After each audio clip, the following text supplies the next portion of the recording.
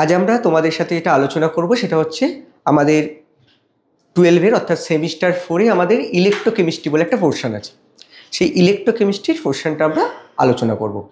এই পুরো আলোচনাটা আমরা 3টে পার্টে করার চেষ্টা করব, কারণ তোমরা জানো এখানে 3খানা পার্ট রয়েছে। একটা রয়েছে ইলেকট্রোলিসিস, একটা হচ্ছে সেল বিভিন্ন প্রকারের ব্যাটারি সেখানে আলোচিত হবে, আর কন্ডাকশন অর্থাৎ আমরা বিভিন্ন পরিবাহিতা নিয়ে সেখানে আলোচনা করব।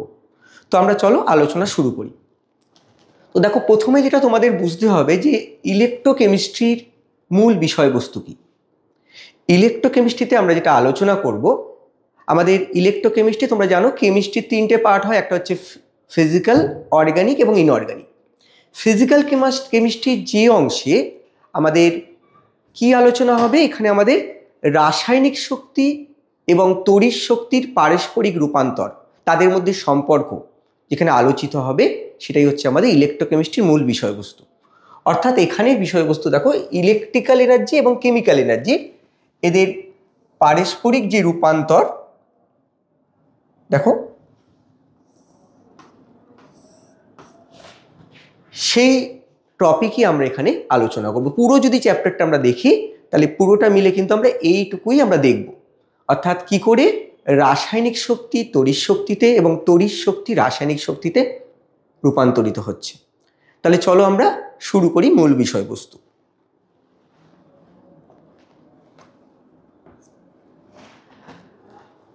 তো দেখো, যেখানে রাসায়নিক শক্তি তড়িৎ শক্তিতে বা তড়িৎ শক্তি রাসায়নিক শক্তিতে রূপান্তর হয় তাকে আমরা কোষ বলি, সেল বলি। অর্থাৎ ইলেকট্রিক্যাল এনার্জি এবং কেমিক্যাল এনার্জির পারস্পরিক রূপান্তর যেখানে ঘটে তাকে আমরা কি বলবো, সেল বলবো বা কোষ বলবো। তড়িৎ রাসায়নিক কোষ বা ইলেকট্রোকেমিক্যাল সেল। এখন এই ইলেকট্রোকেমিক্যাল সেল দেখো দু রকমের হতে পারে। আমরা তোমাদের আগেই বললাম যে এখানে আমাদের তড়িৎ শক্তি রাসায়নিক শক্তিতে এবং রাসায়নিক শক্তি তড়িৎ শক্তিতে রূপান্তর কোথায় হবে সেই আলোচনা। তাহলে এখানে যেখানে এটা হয় সেটাকে আমরা বলছি সেল বা কোষ, যাকে আমরা বলবো, আবারও বলছি, ইলেকট্রোকেমিক্যাল সেল বা তড়িৎ রাসায়নিক কোষ। দেখো, এই সেল দু রকমের। একটা হচ্ছে ইলেকট্রোলাইটিক সেল। ইলেকট্রোলাইটিক সেল মানে তড়িৎ বিশ্লেষক কোষ, অর্থাৎ যেখানে তড়িৎ বিশ্লেষণ হয়। তড়িৎ বিশ্লেষণে কি দেখেছো তুমি, সেখানে একটা ইলেকট্রিসিটি অ্যাপ্লাই করি আমরা বাইরে থেকে এবং সেখানে ইলেকট্রোলিসিস হয়, অর্থাৎ সেখানে আমরা ইলেকট্রিক্যাল এনার্জি কেমিক্যাল এনার্জিতে কনভার্ট হচ্ছে। আমরা পরে বিস্তারিত আলোচনা করব, আগে ছোট করে বিষয়বস্তুতে একটু জেনে নেওয়া যাক। তারপর দেখো আরেকটা লিখেছি গ্যালভানিক সেল বা ভোল্টীয় কোষ বলা হচ্ছে। আমরা গ্যালভানীয় কোষ বা ভোল্টীয় কোষ, সেখানে কি হয়, যেটা হচ্ছে বিভিন্ন প্রকারের ব্যাটারিতে আমরা দেখি। তাহলে দেখো, তড়িৎ বিশ্লেষণ তোমরা ছোটবেলাতেও পড়েছো। তড়িৎ বিশ্লেষণে তোমরা দেখেছো তড়িৎ বিশ্লেষণের দ্বারা আমরা কি করতে পারি, জলের তড়িৎ বিশ্লেষণ করি। জলের তড়িৎ বিশ্লেষণ করে অক্সিজেন এবং হাইড্রোজেন তৈরি করতে পারি। আবার দেখেছো তোমরা অ্যালুমিনিয়াম নিষ্কাশন, এক্সট্রাকশন অফ অ্যালুমিনিয়াম যখন করা হয় সেখানেও তোমরা দেখেছো ইলেকট্রোলিসিস পদ্ধতিটাকে ব্যবহার করা হয়। তাহলে সেখানে কি করা হচ্ছে, আমরা বাইরে থেকে ইলেকট্রিসিটি অ্যাপ্লাই করছি, করে সেখানে কিছু কেমিক্যাল চেঞ্জ হচ্ছে। তাহলে সেখানে এটা হচ্ছে আমাদের ইলেকট্রোলাইটিক সেল বলছি, বা আমরা কি বলছি এখানে বাংলায় বলতে পারি তড়িৎ বিশ্লেষক কোষ, যেখানে তড়িৎ বিশ্লেষণ ঘটে। আর এগুলো আমরা আস্তে আস্তে আলোচনায় ঢুকবো। দেখো, এখানে আমরা একটা দেখেছি যেটা হচ্ছে গ্যালভানিক সেল, যেখানে একটা তড়িৎ শক্তি আমরা তৈরি করছি রাসায়নিক শক্তিকে কাজে লাগিয়ে। তাহলে রাসায়নিক কিছু কেমিক্যালস রয়েছে, সেগুলো থেকে দেখো কিছু রিয়াকশন হবে এবং তার ফলে আমাদের কি পাবো, কিছু আমরা ইলেকট্রিক্যাল এনার্জি পাবো। তাহলে এটা যেখানে ঘটে সেটা হচ্ছে গ্যালভানিক সেল। তো দেখো, এখানে যখন এই দুটো ছবি রয়েছে, এখানে যে বেসিক ডিফারেন্স কোথায় সেটা একটু আমরা বুঝে নিই। দেখো, ভালো করে খেয়াল করলে দেখো এটা খুব কনফিউশন হয় তোমাদের মধ্যে। একটা জায়গা বলি, তোমরা যখন ইলেকট্রোলিসিস যেহেতু ছোট থেকে পড়েছো, সেটা তোমরা জানো ক্যাথোড কাকে বলে, নেগেটিভ ইলেকট্রোডকে বলা হয় ক্যাথোড। অর্থাৎ আমরা জানি ঋণাত্মক আধান বিশিষ্ট যে তড়িৎদ্বার তাকে আমরা ক্যাথোড বলি। এটা কিন্তু আমরা ছোটবেলায় পড়েছি, যখন ইলেকট্রোলিসিস পড়েছি। আমরা ছোটবেলায় তো ইলেকট্রোলিসিস পড়েছি, সেখানে আমরা এটা দেখেছি। আর অ্যানোড কাকে বলি, পজিটিভ, পজিটিভ ইলেকট্রোডকে আমরা বলি অ্যানোড। কিন্তু দেখো, যখন গ্যালভানিক সেলে হবে, দেখো নিয়মটা কিন্তু ঠিক উল্টে গেছে। দেখো এখানে কি হয়েছে, অ্যানোড হচ্ছে নেগেটিভ, খুব ভালো করে মাথায় রাখবে, অ্যানোডটা কিন্তু নেগেটিভ, ক্যাথোড হচ্ছে পজিটিভ। এবার তোমরা পড়েছিলে যে অক্সিডেশন এবং রিডাকশন, জারণ এবং বিজারণ। জারণ বিজারণ সম্পর্কে তোমরা ছোট থেকে পড়ে আসছো। খুব ছোটবেলায় আমাদের শেখানো হয়েছিল যে অক্সিজেন বা কোনো তড়িৎ ঋণাত্মক মৌল যদি যুক্ত হয় তাকে আমরা বলি কি জারণ বা অক্সিডেশন, আর হাইড্রোজেন বা ইলেকট্রো পজিটিভ এলিমেন্ট যদি বেরিয়ে যায় তাকে বলি রিডাকশন, তাই তো? তাহলে আমরা কি বললাম, অক্সিজেন, একটু ভুল বললাম তোমাদের, অক্সিজেন বা অন্য কোনো তড়িৎ-ঋণাত্মক মৌল যদি যুক্ত হয় তাকে আমরা বলছি অক্সিডেশন, আর হাইড্রোজেন বা অন্য কোনো তড়িৎ-ঋণাত্মক মৌল যদি বেরিয়ে যায় তাকেও বলছি অক্সিডেশন। আর রিডাকশন কাকে বলা হচ্ছে, রিডাকশন ঠিক উল্টোটা, হাইড্রোজেন বা কোনো ইলেকট্রোপজিটিভ এলিমেন্ট যখন জুড়ছে তখন তাকে বলা হচ্ছে কি রিডাকশন, অক্সিজেন বা কোনো তড়িৎ-ঋণাত্মক মৌল যখন বেরিয়ে যাচ্ছে তাকে বলছি অক্সিডেশন। এটা খুব ছোটোবেলাকার ডেফিনেশন। তারপরে আমরা কিন্তু ইলেকট্রনিক ডেফিনেশন পড়েছি। ইলেকট্রন দিয়ে কী শিখেছি, যদি কোনো কেমিক্যাল স্পেসিস ইলেকট্রন গ্রহণ করে, কোনো কেমিক্যাল স্পেসিস যদি ইলেকট্রন গ্রহণ করে তাহলে কি হবে, সেখানে হবে বিজারণ, আর যদি সে ছেড়ে দেয় তাহলে হবে কি আমরা জানি জারণ বা অক্সিডেশন। তাহলে কোনো কেমিক্যাল স্পেসিস যদি ইলেকট্রন ছেড়ে দেয় তাহলে আমরা কি বলবো, তাকে আমরা বলবো জারণ, আর গ্রহণ করলে বলবো বিজারণ। এটা কিন্তু ছোটবেলায় আমরা পড়েছি, আমি জানি, ধরে নিচ্ছি তোমরা জানো। তো এখানে দেখো খুব গুরুত্বপূর্ণ বিষয় যে এই যে দুটো জায়গা বললাম, তাহলে ফার্স্ট আমরা ডিফারেন্স কি দেখতে পেলাম, এখানে ক্যাথোড আর এখানে অ্যানোডের মধ্যে ডিফারেন্স দেখো। আমরা যেটা চিরাচুরি শিখে এসেছি সেটা কিন্তু ক্যাথোড মানে নেগেটিভ, সেটা কি, সেটা হচ্ছে কিন্তু আমাদের যে বিভিন্ন রকমের ইলেকট্রোলিসিসগুলো যখন করেছিলে ছোটোবেলায়, ক্লাস 8, 9, 10 পড়েছো, তখন কিন্তু আমরা এটাকে ক্যাথোড এটাকে অ্যানোড ধরেছি। কিন্তু খেয়াল করে দেখো এখানে কিন্তু যখন কোনো ব্যাটারি দেখবে বা কোনো সেল দেখবে, ভোল্টিক সেল, তোমরা পরে আলোচনায় ঢুকবো, তখন কিন্তু দেখো নেগেটিভ হচ্ছে অ্যানোডটা আর পজিটিভ হচ্ছে কিন্তু ক্যাথোডটা। 2 নম্বর পয়েন্ট খুব ভালো করে খেয়াল করবে যে অক্সিডেশন রিডাকশন অর্থাৎ জারণ বিজারণ কোথায় হবে, সেই একই নিয়ম জারণ বিজারণের ক্ষেত্রে কোনো কিন্তু ব্যতিক্রম নেই। আমরা শিখেছি যে অ্যানোডে হয় অক্সিডেশন, যেটা আমাদের তড়িৎ বিশ্লেষক কোষে হয়, এখানেও কিন্তু অ্যানোডে হবে অক্সিডেশন। তাহলে অ্যানোডে হবে জারণ, এখানেও অ্যানোডে জারণ, এখানেও অ্যানোডে জারণ।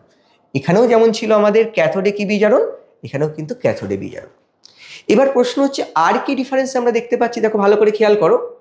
বেশিরভাগ ক্ষেত্রে দেখো কি হয়, এখানে দুটো যে ইলেকট্রোড বা তড়িৎদ্বারকে দেখো আমরা একই পাত্রে নিয়েছি, কিন্তু এখানে দেখো দুটো আলাদা পাত্রে নিয়েছি। আরেকটা খুব ইম্পর্টেন্ট জায়গা, এখানে কিন্তু রিয়াকশানটা হয় স্পন্টিনিয়াস, সেটা খুব গুরুত্বপূর্ণ। দেখো এই জায়গাটা একটু খেয়াল করতে হবে, আমরা যখন এখানে রিয়াকশান দেখব তখন কিন্তু এটা স্পন্টিনিয়াস রিয়াকশান হবে, অর্থাৎ স্বতঃস্ফূর্ত হবে। অর্থাৎ কোনো কেমিক্যাল চেঞ্জ স্বতঃস্ফূর্তভাবে, কোনো বিক্রিয়া যখন স্বতঃস্ফূর্তভাবে হবে, তোমরা জানো সেক্ষেত্রে ডেল্টা জিটা কী হয়, পড়েছো তাপগতিবিদ্যায়, নেগেটিভ হয়। তাহলে ডেল্টা জি নেগেটিভ হবে, এবং এইখানে স্পন্টিনিয়াস রিয়াকশান ঘটার ফলেই কিন্তু এখানে কেমিক্যাল এনার্জি ইলেকট্রিক্যাল এনার্জিতে পরিণত হবে। কিন্তু এখানে দেখো তুমি জোরপূর্বক অর্থাৎ বাইরে থেকে ইলেকট্রিসিটি অ্যাপ্লাই করে যে রিয়াকশানটা স্পন্টিনিয়াস নয় সেটাকে কিন্তু করার চেষ্টা করছো।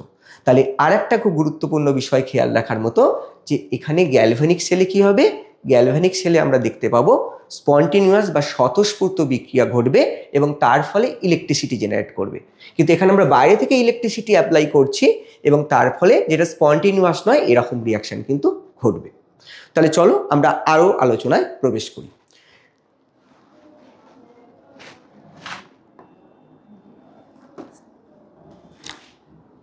দেখো এখানে আমরা প্রথমে একটা তোমাদের দেখাচ্ছি খুব গুরুত্বপূর্ণ বিষয়। দেখো আমরা একটা রিয়াকশান, ধরো আমরা কি বললাম, স্পন্টেনিয়াস রিয়াকশান ঘটার পর আমাদের কি হয়, আমাদের সেখানে কী রকম রিয়াকশান হয়, অবশ্যই রেডক্স রিয়াকশান, জারণ বিজারণ বিক্রিয়া ঘটে এবং তার ফলে ইলেকট্রিসিটি আমাদের ডেভেলপ করে।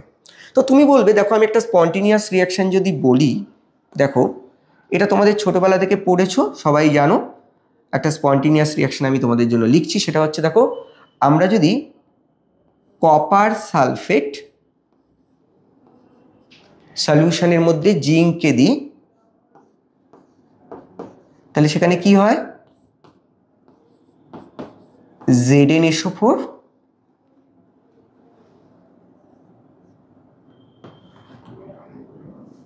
এবং কপার, মানে রিয়াকশনটাকে যদি আমি আয়নিক ফর্মে লিখি তাহলে কি হচ্ছে, কপার 2+ Zn2+ এবং কপার। এটা কিন্তু একটা স্পন্টিনিউয়াস রিয়াকশন। তোমরা যদি কপার সালফেটের মধ্যে একটা জিঙ্কের রড বা জিঙ্কের কোনো টুকরো দাও তাহলে কিন্তু এটা স্পন্টিনিউয়াস রিয়াকশন হবে। অর্থাৎ তুমি দেখতে পাচ্ছ এখানে কিন্তু ইলেকট্রনিক একটা এক্সচেঞ্জ হবে। কি হচ্ছে, কপার কি করছে বলো, এখান থেকে জিঙ্ক থেকে দুটো ইলেকট্রন নিচ্ছে, কপার দুটো ইলেকট্রন নিচ্ছে, এবং জিঙ্ক কি করছে, জিঙ্ক আমাদের ইলেকট্রন, দেখো জিঙ্ক ইলেকট্রন ছাড়ছে, কপার ইলেকট্রন, তাহলে এর কি হচ্ছে, এখানে অবশ্যই তোমরা দেখতে পাচ্ছ এখানে অক্সিডেশন হচ্ছে। আর এখানটায় কি হচ্ছে বলো, এইখানটা আমাদের রিডাকশন হচ্ছে। ঠিক আছে, এটুকু পরিষ্কার।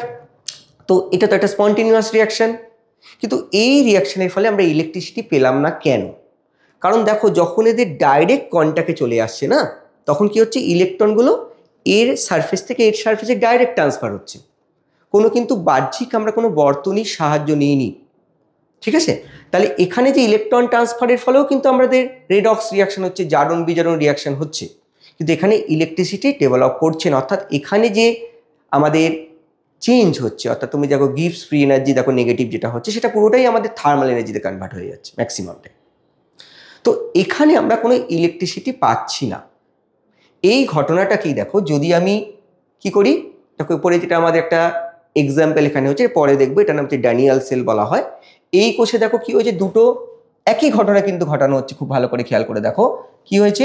জিঙ্ক একটা রডকে আমি এখানে ZnSO4 সলিউশনের মধ্যে ডুবিয়েছি, আর একটা কপার রডকে আমি কোথায় ডুবিয়েছি বলো, CuSO4 সলিউশনের মধ্যে ডুবিয়েছি। তাহলে এটা ডোবানোর ফলে কি হচ্ছে, দেখো এখানে একটা ইলেকট্রিসিটি ডেভেলপ করছে। ভালো করে দেখো, এখানে একটা ওয়্যার দিয়ে আমি এখানে কিন্তু জুড়েছি, অর্থাৎ একটা তার দিয়ে আমাকে যুক্ত করা হয়েছে, এবং এই ইলেকট্রন যেটা যখন আমি ডাইরেক্ট কন্ট্যাক্টে এনেছিলাম না, তখন ইলেকট্রনটা কি হচ্ছে, ডাইরেক্ট ট্রান্সফার হচ্ছিল এই সারফেস থেকে ওর সারফেসে। এখানে কিন্তু একটা পথ দিয়ে ইলেকট্রনটাকে আমি চালনা করছি, সেই পথ দিয়ে যদি ইলেকট্রন যায় তাকে আমরা কি বলি, তখনই তো আমরা ইলেকট্রিসিটি পাই। যেদিকে ইলেকট্রন ফ্লো করে সেটা হচ্ছে ইলেকট্রনের ডিরেকশন, আর উল্টো দিকটাকে আমরা কনভেনশনালি কি ধরি, সেটা হচ্ছে আমরা জানি কারেন্ট বা ফ্লো অফ কারেন্টের ডিরেকশন। তাহলে এই ঘটনাটাকেই যখন আমি দেখো দুটো আলাদা কন্টেনারের মধ্যে করলাম, একটা জিঙ্কের রড জিঙ্ক সালফেটে দেওয়া হয়েছে, একটা কপার সালফেটের মধ্যে কপারের রড দেওয়া হয়েছে, তখন কিন্তু দেখো এই পাত দিয়ে দেখো ইলেকট্রন যাচ্ছে, এবং ইলেকট্রনের দেখো এই উল্টো দিকে কি হচ্ছে বলো, উল্টো দিকে আমাদের ইলেকট্রিসিটির ডিরেকশনটা আমরা ধরি, কারেন্ট প্রবাহ আমরা অভিমুখটাকে ধরি। তাহলে এইখানে কিন্তু আমাদের ঘটছে। তো দেখো এটা খুব গুরুত্বপূর্ণ একটা বিষয়, যে এই একই ঘটনা দেখো আমরা যখন দুটো আলাদা কন্টেনারে করছি কি ঘটছে, দেখো সেটা আমরা একটু বুঝে নেওয়ার চেষ্টা করি। দেখো আমাদের এখানে কি ঘটলো, এই একই রিয়াকশন কিন্তু হচ্ছে, দেখো কি হচ্ছে, Zn কি করছে, এখানে দুটো ইলেকট্রন ছেড়ে দিয়ে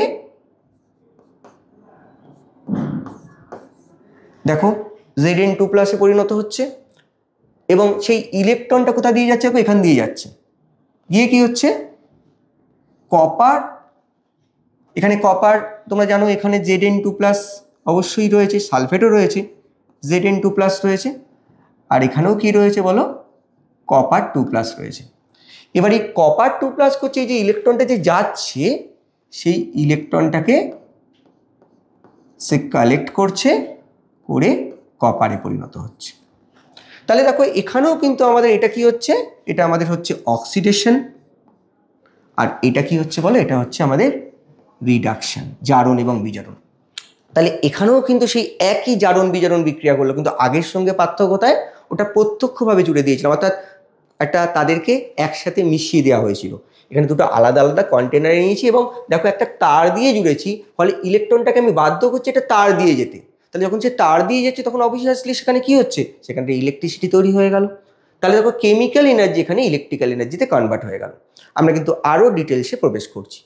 তাহলে দেখো এখানে কি ঘটলো তোমরা নিজেরাই বুঝতে পারছো। এখানে যখন আমরা জিঙ্কের রডকে, যখন এটা খুব ইম্পর্টেন্ট জায়গা, ভালো করে বুঝবে, আমরা একটু বিস্তারিত যাচ্ছি।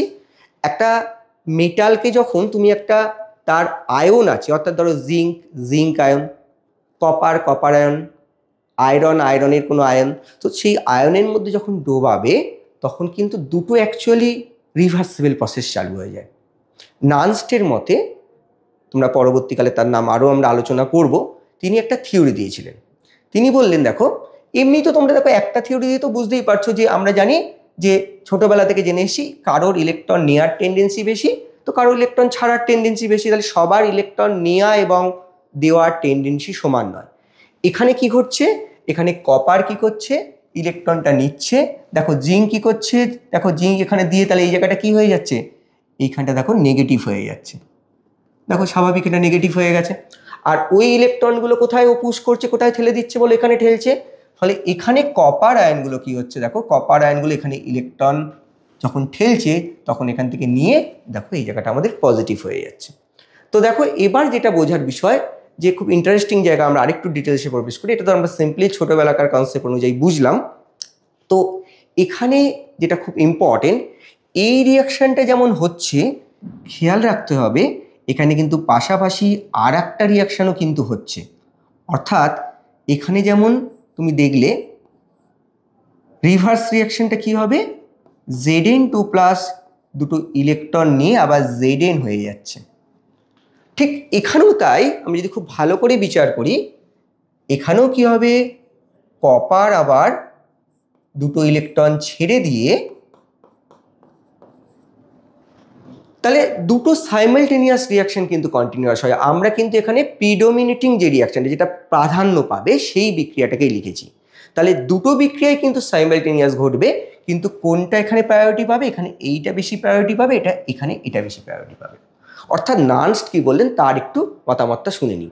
উনি বললেন একটা, এটাকে ব্যাখ্যা করার জন্য একটা কনসেপ্ট দিলেন যে যখন আমি একটা, ওই যে বললাম একটা মেটাল রডকে যখন আমি তার কোনো আয়ন আছে তার মধ্যে নিমজ্জিত করব, একটা মেটাল রডকে তার আয়ন আমি বললাম জিঙ্ক হলে জিঙ্ক আয়ন, টিন হলে টিনের আয়ন, আয়রন হলে আয়রনের আয়ন, তো তার যে আয়ন আছে সেখানে যখন ডোবানো হবে তখন সাইমালটেনিয়াসলি দুটো প্রসেস অটোমেটিক্যালি আমাদের চালু হয়ে যাবে। কি ঘটে, একদিকে দেখো মেটাল ইলেকট্রন ছেড়ে দিয়ে, কোথায় ইলেকট্রনটা ছাড়বে, এই ধরো সারফেসে ইলেকট্রনগুলো ছাড়বে, ছেড়ে মেটাল আয়ন হিসাবে সে ওই সলিউশনে চলে আসবে। ঠিক আছে, নেক্সট ওই সময় আরেকটা প্রসেসও কি ঘটবে, এখানে যে মেটাল আয়নগুলো রয়েছে তারা ওই ইলেকট্রনগুলোকে কালেক্ট করে আবার কি হবে এর উপর ডিপোজিটেড হবে। তাহলে দুটো কিন্তু অপোজিট প্রসেস সাইমালটেনিয়াসলি চালু হয়ে যাবে। এটা কি করে ঘটে উনি ব্যাখ্যা দিলেন যে এখান থেকে যখন নামছে দুটো কনসেপ্ট বললেন, উনি বললেন ইলেকট্রোলাইটিক সলিউশন প্রেশার, অর্থাৎ উনি মেটালের দ্রবণ তাপ বলে একটা নতুন কনসেপ্ট নিয়ে এলেন। উনি বললেন মেটাল সারফেস থেকে এই যে নামছে না, এই ঘটনাটা হচ্ছে মেটালের ইলেকট্রোলাইটিক সলিউশন প্রেশার, অর্থাৎ দ্রবণ তাপ, মেটালের দ্রবণ তাপের কারণে সে সারফেস থেকে কি হচ্ছে সারফেসে ইলেকট্রনগুলো দিচ্ছে এবং সে সলিউশন মেটাল রড থেকে কোথায় নেমে আসছে, আয়ন হিসাবে নিচে নেমে আসছে। আর এই যে ওপরে উঠছে এটা হচ্ছে অসমোটিক প্রেশারের জন্য। এবার দেখো দুটো তো সমান হবে না, কারণ দেখা যাবে ইলেকট্রোলাইটিক সলিউশন প্রেশার বা দ্রবণ তাপ যে মেটালের বেশি তার নাবার প্রবণতা বেশি হবে, অর্থাৎ সে দেখা যাবে ইলেকট্রন ওই মেটালের মধ্যে ছেড়ে দিয়ে, ইলেকট্রোডে ছেড়ে দিয়ে বেশি বেশি পরিমাণে নেমে যাবে, অর্থাৎ সলিউশনে চলে আসবে। আবার যদি দেখা যায় অসমোটিক প্রেশারটা বেশি হয়ে গেল, অর্থাৎ ওপরে ওঠার প্রবণতা তোমাদের বললাম অসমোটিক প্রেশার সলিউশনের অসমোটিক প্রেশারের উপর ডিপেন্ড করবে, তো অসমোটিক প্রেশার যদি বেশি হয়ে যায় সেখানে আবার কি দেখা যাবে, সেখানে যাবে ওপরে ওঠার অর্থাৎ ডিপোজিশনের টেন্ডেন্সি বেশি। তাহলে দুটোই যেহেতু সমান হবে না তাহলে এখানে অবশ্যই একটা পোটেনশিয়াল ডেভেলপ করবে, তো এটাই উনি কারণ হিসাবে বলেছিলেন। এবার দুটোই যদি সমান হয়ে যায় তাহলে সেখানে কি হবে, সেখানে কোনো রকমের পোটেনশিয়াল ডেভেলপ করবে না। তো আমরা যদি অত জটিলতায় না যাই তাহলে এটুকু দিয়ে আমরা বুঝতে পারি যে কারো ইলেকট্রন নেওয়ার টেন্ডেন্সি বেশি, কারো ইলেকট্রন ছাড়ার টেন্ডেন্সি বেশি। তো এখানে দেখা যাচ্ছে দেখো দুটো কিন্তু সাইমালটেনিয়াস প্রসেস চালু হয়ে যাবে, মানে একদিকে কি হচ্ছে বলো, একদিকে Zn এখানে Zn2+ হিসাবে নেমে আসছে, সলিউশনে চলে আসছে, আবার Zn2+ কি করছে, Zn2+ এখান থেকে এখানে চলে যাচ্ছে। তাহলে দুটো কিন্তু সাইমালটেনিয়াস প্রসেস, কিন্তু প্রিডোমিনেট করবে কোনটা, এটা কিন্তু একটা সময় পর ইকুইলিব্রিয়ামে পৌঁছাবে, একটা সময় পর কি হবে ইকুইলিব্রিয়ামে সাম্যাবস্থায় পৌঁছাবে। এবং দেখা যাবে এখানে কোন দিকে যাওয়ার টেন্ডেন্সি বেশি বললাম, তোমাদের নামার টেন্ডেন্সি বেশি জিঙ্কের ক্ষেত্রে, আর কপারের ক্ষেত্রে তার ঠিক উল্টোটা, অর্থাৎ কপারের দেখা যাবে ইলেকট্রন নেওয়ার টেন্ডেন্সি বেশি। তাই জন্য দেখো আমাদের এখানেও একটা পোটেনশিয়াল ডেভেলপ করবে, এখানেও একটা পোটেনশিয়াল ডেভেলপ করবে, এবং পরে আমরা আরও বিস্তারিত আলোচনা করব। এগুলোকে বলা হয় এক একটা হাফ সেল, অর্ধকোষ। তাহলে দেখো এখানে আমাদের কি হচ্ছে, কপারের ক্ষেত্রে একই ঘটনা ঘটছে, কপার একদিকে কি হচ্ছে এখানে জমা হচ্ছে, আবার একদিকে তলায় নেমে আসছে, এখানেও কিন্তু এই একই ঘটনা ঘটতে থাকবে। এখন বোঝার বিষয় যেটা দেখো, খুব ভালো করে বোঝার চেষ্টা করো। এই প্রসেসটা দেখো একভাবেও ব্যাখ্যা করতে আমি পারি। তোমরা 11-এ পড়েছিলে লা শাতেলিয়ারের নীতি বা লা চ্যাটেলিয়ার প্রিন্সিপাল, তোমরা যেভাবে উচ্চারণ করো। তো সেখানে দেখেছিলে তোমরা, যদি আমি মনে করি ইলেকট্রনগুলোকে যদি এদিকে তোমরা পড়েছিলে, তো যদি আমি কোনো একটা প্রসেস মনে করি ইলেকট্রনটাকে ড্র করছি, তো টেনে নিচ্ছি, তাহলে ও ক্রমশ কোন দিকে যাবে, ইকুইলিব্রিয়াম শিফট হবে এইদিকে, কারণ ইলেকট্রনটা কোথায় চলে যাচ্ছে, এখানে চলে যাচ্ছে, ইলেকট্রনটা বারবার এখানে চলে যাচ্ছে। তাহলে যতক্ষণ এটাকে কানেক্টেড থাকবে ততক্ষণ কিন্তু এই ফ্লোটা চলতে থাকবে। এবার একটা সমস্যা দেখো, এখানে একটা ইয়েলো কালারের দেখো একটা ব্রিজের মতো দেখতে পাচ্ছ। এই ব্রিজটার ফাংশন কি, তার মধ্যে দেখো KCl লেখা আছে এবং ওপরে লেখা আছে সল্ট ব্রিজ, সল্ট দ্বারা তৈরি ব্রিজ। তো ব্রিজ কি করে, দুটো প্রান্তের মধ্যে, দুটো কুলের মধ্যে, নদীর দুটো পাড়ের মধ্যে সম্পর্ক স্থাপন করে। তো এখানে দেখো এই দুটো ইলেকট্রোলাইটের মধ্যে সম্পর্ক স্থাপন করেছে এই ব্রিজটা, কি দিয়ে তৈরি, KCl দিয়ে তৈরি। তো এখানে আমরা একটু বিস্তারিত আলোচনা করি। তাহলে দেখো এই প্রসেসটা চলতে যদি দিতে চাই, আমরা যদি দীর্ঘ সময় ধরে চলতে দিতে চাই, তাহলে কিন্তু এটা অবশ্যই লাগবে, নইলে কিন্তু এখানে ঘটবে না। কেন ঘটবে না, দেখো তোমাদের কি হলো, আমি আবারও ফিরে যাচ্ছি। আমরা দেখতে পাচ্ছি এখানে দুটো প্রসেস ঘটছে। এখানে ইলেকট্রন যেহেতু এখানে এইটা প্রিডোমিনেট করছে, তাহলে এখানে নেগেটিভ চার্জ বেড়ে যাচ্ছে। তাহলে নেগেটিভ চার্জ যদি বেড়ে যায়, ভালো করে খেয়াল করো, এখানে যদি নেগেটিভ চার্জ বাড়তে থাকে, আমি একটুখানি ভালো করে আরেকবার লিখে নিই। দেখো এখানে কিন্তু সলিউশনের মধ্যে একটু পরিষ্কার করে বিষয়টাকে বোঝানোর চেষ্টা করছি। দেখো তো এখানে কি আছে, আমাদের একদিকে আমি বললাম Zn2+ হিসাবে এখানে চলে আসছে, অন্যদিকে আবার কি হচ্ছে বলো, অন্যদিকে আবার Zn2+ ইলেকট্রন কালেক্ট করে এখানে আসছে। দুটো প্রসেস ঘটছে এবং কোনটা বেশি প্রিডোমিনেটিং, কোনটা হবে, এটা প্রিডোমিনেটিং হবে। ঠিক একই রকম এখানেও দেখো কি হচ্ছে, কপার 2+ এর সারফেস থেকে কি করছে, ইলেকট্রন নিচ্ছে, নিয়ে এখানে কপার হিসাবে ডিপোজিটেড হচ্ছে, আবার কিছু কপার নিচে নেমে আসছে এখানে ইলেকট্রন ছেড়ে দিয়ে। এখানে কোনটা প্রিডোমিনেট করছে, এটা। তাহলে এখানে তুমি দেখতে পাবে যে আমাদের যদি প্রসেসটা চলতে থাকে, তাহলে জিঙ্কের কিন্তু এখানে নেমে আসার টেন্ডেন্সি বেশি, অর্থাৎ ইলেকট্রন নেওয়ার থেকে ইলেকট্রন ছাড়ার টেন্ডেন্সি বেশি। তাহলে জিঙ্কের রডটা কিন্তু ক্রমশ পাতলা হয়ে যাবে। আর এখানে দেখো কপারের ওঠার টেন্ডেন্সি বেশি, অর্থাৎ ইলেকট্রন নেওয়ার টেন্ডেন্সি বেশি। তাহলে এখানে কপার রডটা আস্তে আস্তে পুরু হতে থাকবে। সেকেন্ড পয়েন্ট যেটা দেখো, আমি খুব ইম্পর্টেন্ট, ভালো করে দেখবে, যখন তুমি শুরু করেছিলে তখন Zn2+ এবং SO4 2- কি ইকুয়াল নাম্বারে ছিল। আমি যখন তার দিয়ে জুড়ি নিই ধরো, তো সেই রকম একটা অবস্থা মনে করো, জাস্ট আমি নিচ্ছি, সেই সময় Zn2+ আর সালফেট সেটা কিন্তু চার্জ ব্যালেন্স ছিল। অর্থাৎ যদি আমাদের কথার কথা বলছি, যদি 1000 খানা Zn2+ আয়ন থাকে সলিউশনে, সেখানে সালফেটও ছিল কখানা, 1000 খানা, তাহলে কিন্তু ইলেকট্রিক্যালি নিউট্রাল ছিল। এখানে দেখো এটাও কিন্তু ইলেকট্রিক্যালি নিউট্রাল ছিল, কারণ কপার 2+ এবং সালফেট আয়নের নাম্বার কি ছিল, সমান ছিল, তাহলে ইলেকট্রিক্যালি নিউট্রাল ছিল। এবার যদি দেখো যে কোনটা প্রিডোমিনেট করছে, আমি তোমাদের বললাম এখানে এটা প্রিডোমিনেট করছে, তাহলে এটা প্রিডোমিনেট করলে কি হবে, এটা ক্রমশ নেগেটিভ হয়ে যাবে। আর নেগেটিভ যদি হয়ে যায়, দেখো তার চারপাশে Zn2+ গুলো কিন্তু তার চারপাশে ঘুরে বেড়াবে, কারণ Zn2+ গুলো পজিটিভ। তো এখানে দেখতে পাচ্ছ একটা, ভালো করে যদি খেয়াল করো, এই যে আমি এখানটা এঁকে বোঝাচ্ছি, দেখো নেগেটিভের চারপাশে আমাদের দেখো Zn2+ এরা সব ভিড় করে থাকবে, অর্থাৎ জিঙ্ক ইলেকট্রন যে নেগেটিভ হয়ে যাচ্ছে তার চারপাশে Zn2+ এটা ভিড় করে রয়েছে। তাহলে এটাই কিন্তু সেই দেখো double layer, electrical double layer একটা কথা শোনো, অর্থাৎ এই নেগেটিভ আর পজিটিভের মধ্যে যে আমাদের একটা ভোল্টেজ তৈরি হচ্ছে, সেটাই কিন্তু এই ওভারঅল ভোল্টেজ ডেভেলপমেন্টের কারণ, অর্থাৎ এই পার্টিকুলার অর্ধকোষের যে ভোল্টেজ। তো ওখানেও একই ঘটনা ঘটবে, দেখো যে কপার আছে, তাহলে কপার রডের চারপাশে দেখো সালফেটেরা সব ভিড় করে রয়েছে। এখানেও তেমন তুমি দেখতে পাচ্ছ Zn রডের চারপাশে Znটা ভিড় করে রয়েছে, তাহলে এখানেও কি হবে, এখানেও তোমরা দেখতে পাবে যে কপার রডটা তো পজিটিভ, এর চারপাশে কি হবে, সালফেটেরা সব ভিড় করে থাকবে। এর চারপাশে সালফেট আয়নগুলো কি করবে, ভিড় করে থাকবে। তাহলে সালফেট আয়নগুলো যদি এর চারপাশে ভিড় করে থাকে, খুব ভালো করে খেয়াল করবে, এখানেও কিন্তু একটা ইলেকট্রিক্যাল ডাবল লেয়ার তৈরি হচ্ছে। তো দেখো এখানে যেটা আমি বলতে চাইছি যে এই ঘটনাটা যদি ক্রমশ চলতে থাকে, তাহলে নতুন করে যখন আবার দেখো Zn2+, ভালো করে খেয়াল করে দেবে, এখানে তোমাদের তো পজিটিভ হয়ে গেছে, তাহলে পজিটিভ যদি হয়ে যায় ওই ইলেকট্রনগুলো কি আর দুটোভাবে ভাবতে পারো কনসেপ্টটা। যদি এখানে পজিটিভদের চারপাশে ভিড় করে থাকে, ও যে ঠেলে দিচ্ছিল তুই নে কপার, তুই কপারকে যে ইলেকট্রনটা দিচ্ছিল, যে আমি ইলেকট্রন দিলাম, কপারকে দিল, কপারকে বলছে তুই নিয়ে নাও। তো এখানে যদি কপারের দিকে বারবার ইলেকট্রনটাকে যে পুশ করে করে ঠেলে ঠেলে পাঠাচ্ছিল, তো এখানে যদি অলরেডি পজিটিভ হয়ে যায়, তাহলে কি আর ও ঠেলে পাঠাবে?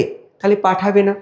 ঠিক একই রকম দেখো এখানে যদি মাইনাস বেশি হয়ে যায়, তাহলে দেখো ও নিতে চাইবে না। যখন এ ঠেলছে ইলেকট্রন, ও বলছে আমি তো নিজে মাইনাস, তাহলে আমি নেব না, তাহলে নিতে চাইবে না। তাহলে দেখা যাবে এই প্রসেসটা কিন্তু কন্টিনিউয়াস হবে না, কারণ এখানে চার্জ ব্যালেন্স হচ্ছে না। ওই যে বললাম শুরুতে মনে করো 1000খানা সালফেট ছিল, 1000খানা জিঙ্ক ছিল, দুটোই মনে করো কম, দুটোই ইকুয়াল ছিল নাম্বারে।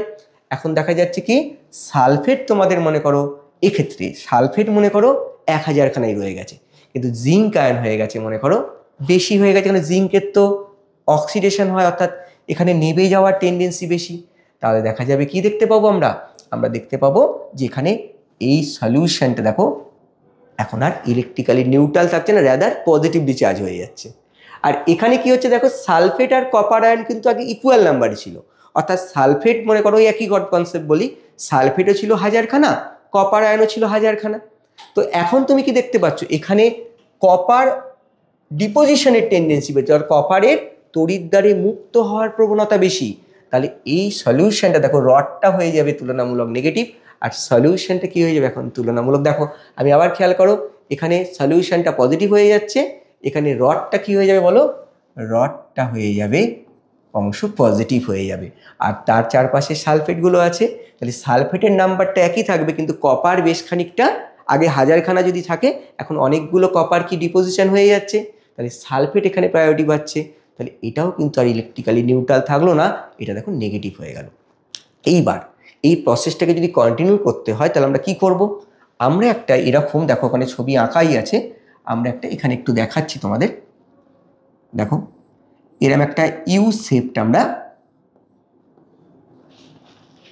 টিউব নিলাম, এই টিউবের মধ্যে আগার আগার বলে একটা জেল হয়, এই আগার আগারের সাথে পটাশিয়াম ক্লোরাইড বা পটাশিয়াম সালফেট বা ধরো তোমরা পটাশিয়াম নাইট্রেট এই ধরনের কিছু, বা অ্যামোনিয়াম নাইট্রেট এই ধরনের কিছু সল্ট আমাদের মিশিয়ে কী করতে হবে, আগার আগারের সঙ্গে মেশাতে হবে।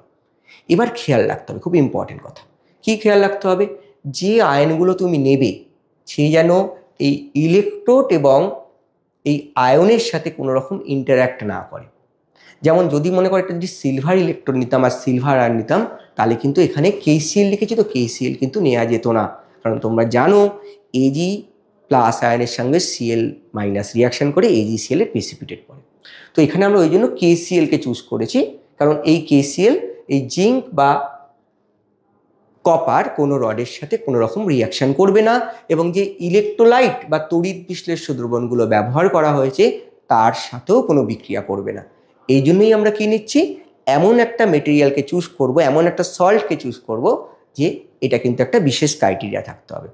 এবার KCl কেন, আরও তো সল্ট ছিল, আরেকটা খুব ইম্পর্টেন্ট জায়গা, এমন একটা সল্টকে চুজ করব যাদের আয়নিক মোবিলিটি, অর্থাৎ আয়নগুলো যে ক্যাটায়ন এবং অ্যানায়ন তৈরি হবে, তো কী তৈরি হবে, K+ এবং Cl-, এই দুটো আয়নের গতিশীলতা যেন সমান হয়, এটা কিন্তু খুব ইম্পর্টেন্ট, খেয়াল রাখতে হবে। এবার কি হবে দেখো, তাহলে আমাদের এবার দেখো এখানে যখন এটাকে আমরা এইভাবে ডুবিয়ে দিয়েছি, দেখো এটাকেই আমরা ওইভাবে ডুবিয়ে দিয়েছি, তাহলে ওখানে আগার আগার জেল আছে, আর তলায় একটুখানি তুমি কটন বা কিছু দিয়ে এই জায়গাটা বন্ধ করে দিয়ে ডুবিয়ে দিচ্ছ।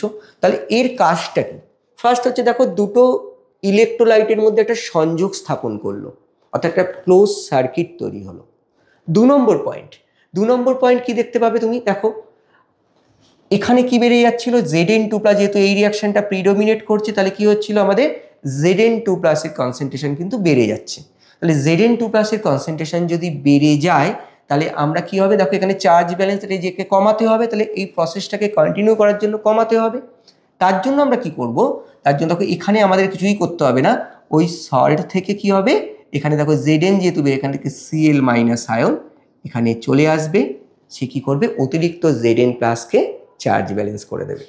ঠিক একই রকম এদিকে যেহেতু সালফেট বেড়ে গেছিল, তাহলে এখানে কি করবে, K+ আয়ন চলে আসবে, এসে যে এক্সেসিভ যে সালফেট আয়ন অতিরিক্ত যার জন্য এটা বাধা পাচ্ছিল সেটাকেও প্রশমিত করে আবার চার্জ ব্যালেন্স করে দেবে। এইভাবে প্রসেসটা কিন্তু চলতে থাকবে। এই হচ্ছে আমাদের ড্যানিয়াল সেল, যেটা তৈরি হয়েছিল দেখো তোমাদের দুখানা ইলেকট্রোড, জিঙ্ক এবং কপার ইলেকট্রোড। এবং আর একটা কথা মনে রাখবে, এই সলিউশনটা ড্যানিয়াল সেলে কি হয় 1 মোলার, আর এটাও ধরো আমি যদি 1 মোলার নিই,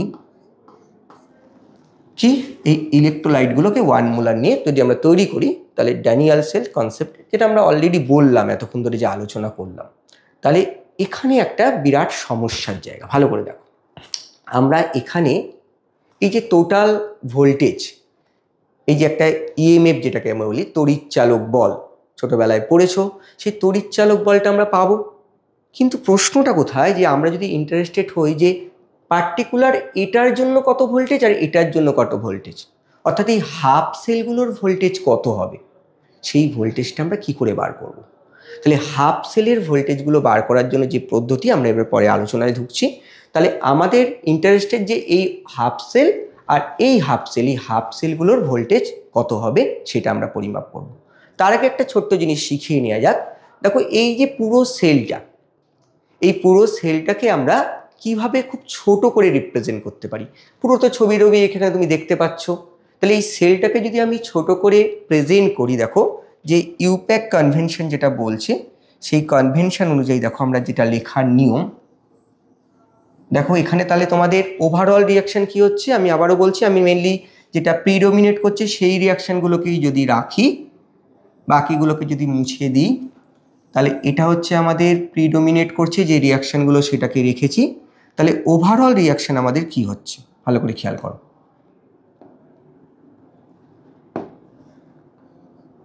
যেটাকে আমরা বলবো সেল রিয়াকশন। ওভারঅল রিয়াকশন কি হচ্ছে, দেখো আমরা এখানে এটার হচ্ছে অক্সিডেশন আর এটার হচ্ছে রিডাকশন।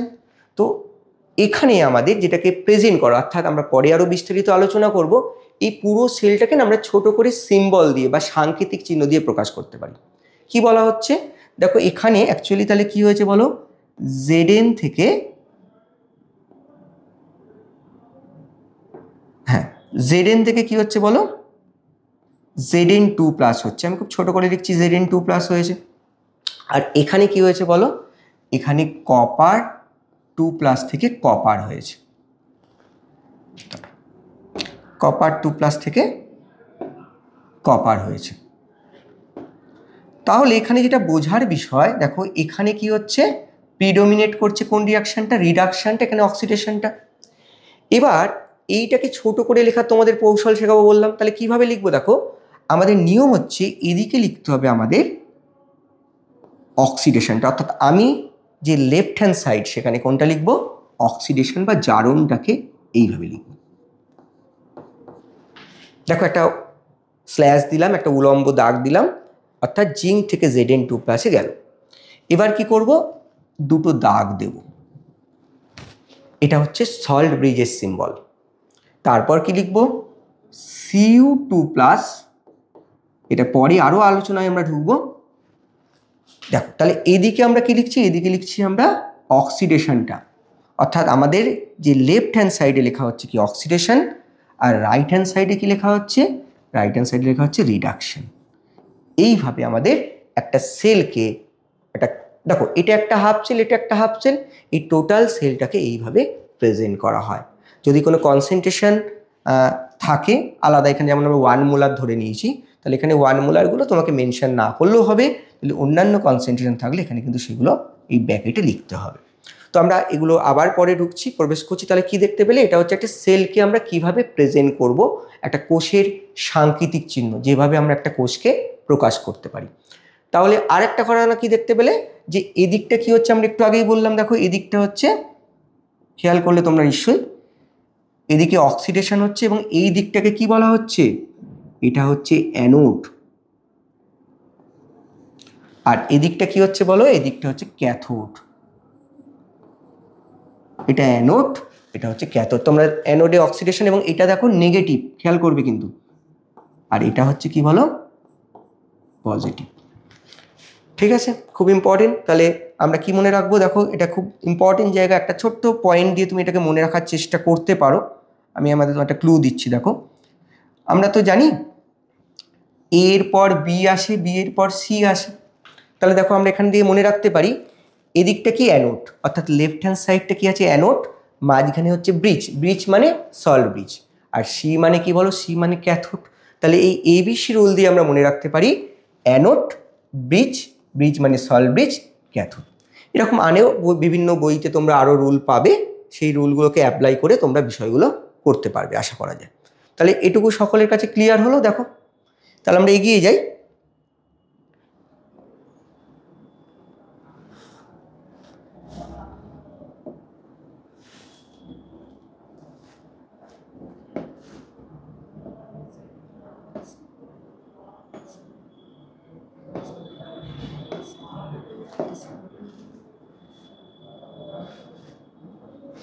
হ্যাঁ, তো আমরা অলরেডি দেখো cell representation of galvanic cell আমরা কি করে বলা হয় সেটা আমরা অলরেডি শিখলাম। সেল রিপ্রেজেন্টেশনটা কি করে করা হয়, তো সেটাকে আমি আরেকবার তোমাদের বলছি। দেখো সেল রিপ্রেজেন্টেশন তোমরা কিভাবে লিখবে। একটা গ্যালভানিক সেলের সেল রিপ্রেজেন্টেশন আমরা অলরেডি বললাম যে কিভাবে আমরা প্রকাশ করব। এদিকে রাখবো অক্সিডেশনটা। তাহলে আমরা আরেকবার একটা জেনারেল ফর্ম লিখছি। দেখো ধরো একটা যে কোনো মেটাল রয়েছে, একটা সেল রিপ্রেজেন্টেশনকে আমরা কি করে লিখবো সেটাকে আমরা একটু প্রকাশ করছি। দেখো মেটাল রয়েছে, এই মেটাল থেকে তাহলে cell representation of galvanic cell আমরা কি বললাম, এখান থেকে আমরা কিভাবে লিখছি, অক্সিডেশনটাকে এদিকে লিখছি। তো এটা এম মেটাল, আমরা বাস্তব এক্সাম্পল দেব। তো এখানে আমরা কি লিখছি, ধরো এটা জেনারেল ফর্ম লিখছি, এটা ধরো এক্স প্লাস ফর্মে রয়েছে, এটা ইন্ডিকেট করছে সল্ট ব্রিজ। তারপর দেখো আরেকটা মেটাল আয়ন মনে করো আমরা নিচ্ছি, জেনারেল ফর্মটা আমরা লিখছি। হ্যাঁ, এটা মনে করো ওয়াই প্লাস ফর্মে রয়েছে, ঠিক আছে। এখান থেকে আমরা লিখছি M2। তো এইভাবে আমরা সেল রিপ্রেজেন্টেশনকে বললাম যে এদিকটাকে আমায় কি করতে হবে, এদিকে আমাকে লিখতে হবে অক্সিডেশনটাকে, আর রাইট হ্যান্ড সাইডে কি যাবে, রিডাকশন। তো আবার মনে করাই এদিকটা হচ্ছে কি, এদিকটা হচ্ছে অ্যানোড,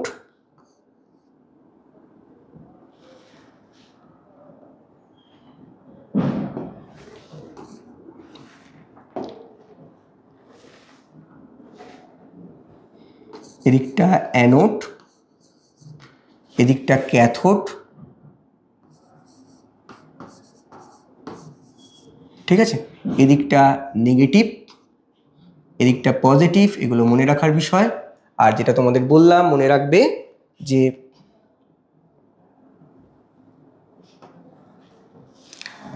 এটা যদি এ হয়, এটা যদি বি হয়, এটা হবে সি, অর্থাৎ অ্যানোড, ব্রিজ, ক্যাথোড।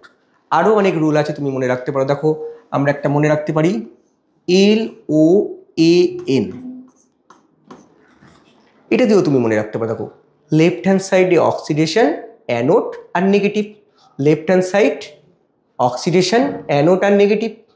এইভাবে যদি একটা দিকটাকে তুমি মনে রাখতে পারো, অন্য দিকটা তোমরা নিজেরাই বার করতে পারবে। তাহলে এটা হচ্ছে আমাদের যে একটা সেলকে কি করে আমরা রিপ্রেজেন্ট করব তার একটা জেনারেল ফর্মুলা।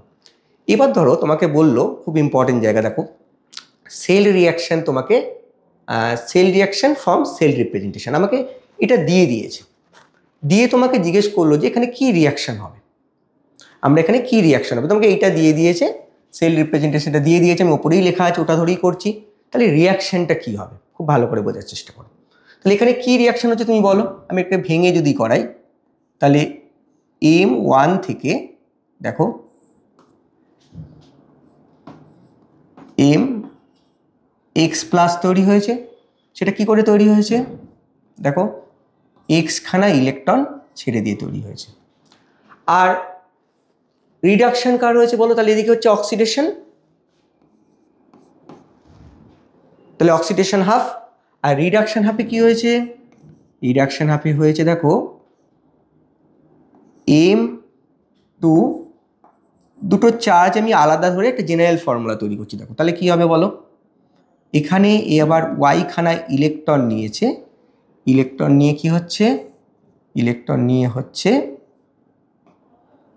এম টু, দেখো হলো। তাহলে এখানে ইলেকট্রন দেখো দুটো তো সমান করতে হবে, এই দুটো কি ইকুয়াল হলো? খুব ভালো করে খেয়াল করে দেখো তো, এই দুটো কিন্তু কখনোই ইকুয়াল হলো না। আমি বাস্তব উদাহরণও দেব। তাহলে সমান করতে গেলে কি করতে হবে, এই পুরোটাকে যদি আমি ওয়াই দিয়ে মাল্টিপ্লাই করি, আর এই পুরোটাকে যদি আমি এক্স দিয়ে মাল্টিপ্লাই করি, তাহলে ওভারঅল রিয়াকশানটা যদি আমরা এবার তলায় লিখি, তাহলে ওভারঅল রিয়াকশান কি হবে দেখো, এম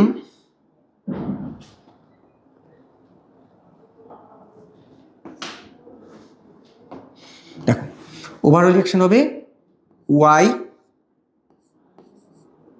এম ওয়ান, ঠিক আছে, আমি এদিকেগুলো এদিকে করছি, প্লাস এক্স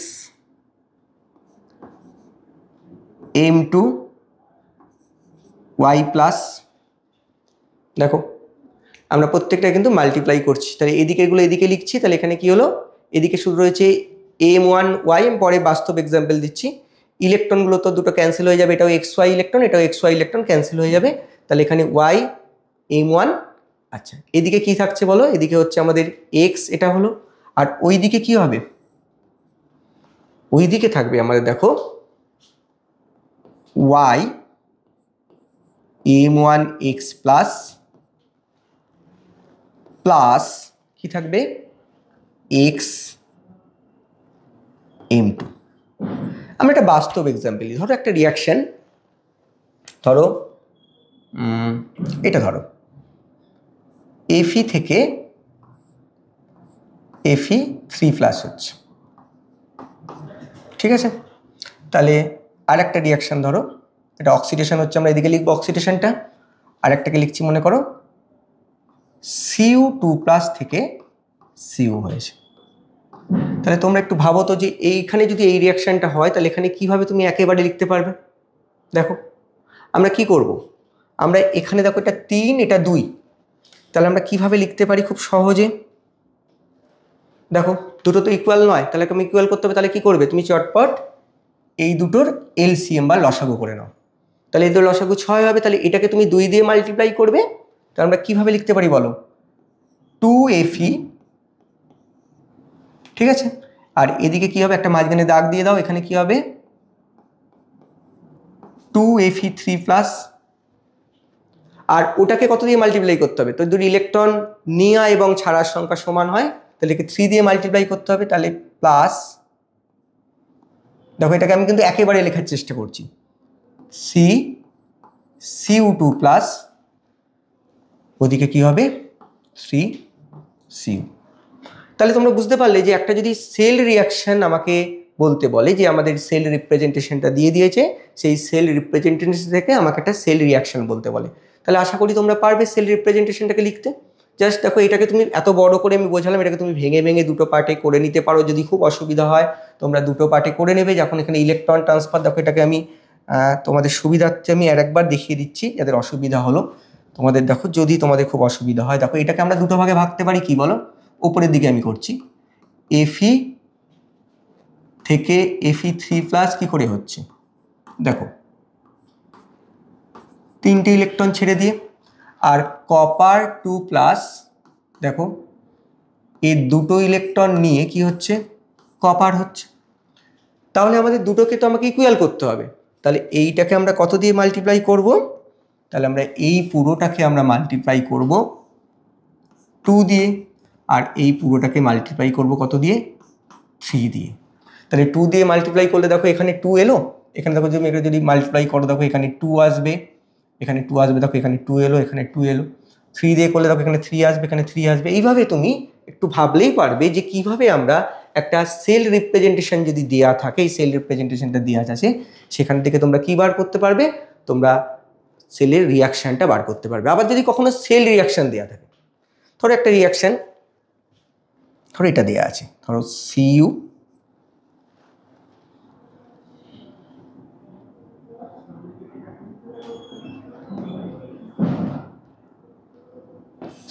থেকে Cu2+, ঠিক আছে।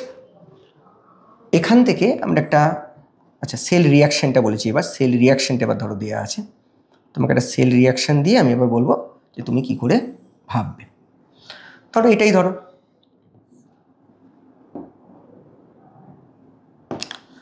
বললো অ্যালুমিনিয়াম এখান থেকে হচ্ছে, ধরো এটা রিয়াকশান করছে কপারের সাথে, ধরো রিয়াকশান কপারই আবার লিখলাম, রিয়াকশান করে তোমাকে বললো একই রকম রিয়াকশান, ধরো আমি দিলাম এখানে কপার 2+ রয়েছে, রিয়াক্ট করে কি হচ্ছে Al3+ হলো আর কপার হলো। এবং ব্যালেন্স ইকুয়েশনও তোমাকে করে ফেলতে পারবে, এখানে ইলেকট্রন দুটি আমি ইকুয়াল করতে হয়, তাহলে আমি কত করতে হবে, এখানে আমাদের 3 করতে হবে, এখানে 3 করতে হবে, এখানে 2, এখানে 2 করতে হবে। তো এখান থেকে যদি তোমাকে সেল রিপ্রেজেন্টেশন বলা হয়, কিভাবে লিখবে, তোমাকে এই রিয়াকশানটা দিয়ে দিয়েছে, দিয়ে বলছে সেল রিপ্রেজেন্টেশনটা লিখতে হবে, মানে যে সেলে এই রিয়াকশানটা ঘটছে তাকে তুমি সাংকেতিক চিহ্ন দ্বারা প্রকাশ করো। তাহলে তুমি কিভাবে লিখবে খেয়াল করো, তাহলে আমি বলেছি অক্সিডেশন কোনটা হচ্ছে, এটা হচ্ছে অক্সিডেশন, আর রিডাকশন কোনটা হচ্ছে বলো, এটা হচ্ছে রিডাকশন। তাহলে এর জারণ হচ্ছে, এর বিজারণ হচ্ছে। তাহলে আমি কি বলেছি নিয়মে, অক্সিডেশনটাকে আমাকে আগে লেফট হ্যান্ডে লিখতে হবে, তাহলে অক্সিডেশনটাকে আমরা লেফট হ্যান্ডে লিখি, কিভাবে লিখবো, এল একটা উলম্ব দাগ দেবে একটা, ঠিক আছে, একটা ভার্টিক্যাল দাগ দেবে, দেওয়ার পর কি করবে Al3+, তারপরে কি করবে, তারপর আবার দুটো দাগ যেটা ব্রিজ ইন্ডিকেট করছে, সল্ট ব্রিজ, তারপর কি করবে, তারপর লিখবে কপার 2+ থেকে কপার। দেখো খেয়াল করো এখানে কিন্তু যে রিয়াকশানটায় যে আমাদের কোএফিসিয়েন্টগুলো রয়েছে আমাদের, সেগুলো কিন্তু আমাদের এখানে স্টয়চিওমেট্রিক কোএফিসিয়েন্ট বা আমরা যে আনুপাতিক সহগ, যেটাকে আমরা ইলেকট্রনগুলোকে সমান করার জন্য দিচ্ছি, এখানে কিন্তু সেগুলো আমরা ইউজ করব না, ঠিক আছে। এটা কিন্তু খুব গুরুত্ব বিষয়। তাহলে তোমরা নিশ্চয়ই বুঝতে পারলে কিভাবে আমরা একটা সেল রিয়াকশান দেওয়া থাকলে সেখান থেকে সেল রিপ্রেজেন্টেশন লিখতে পারবো, সেল রিপ্রেজেন্টেশন দেওয়া থাকলে কিভাবে আমরা ওখান থেকে একটা আমরা সেল রিয়াকশান লিখতে পারবো। আমরা এগিয়ে যাই।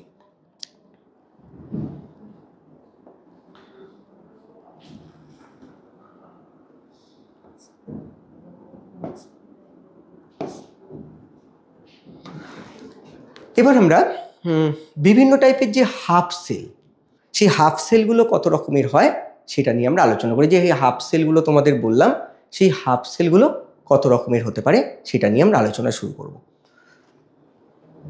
দেখো ভালো করে খেয়াল করো,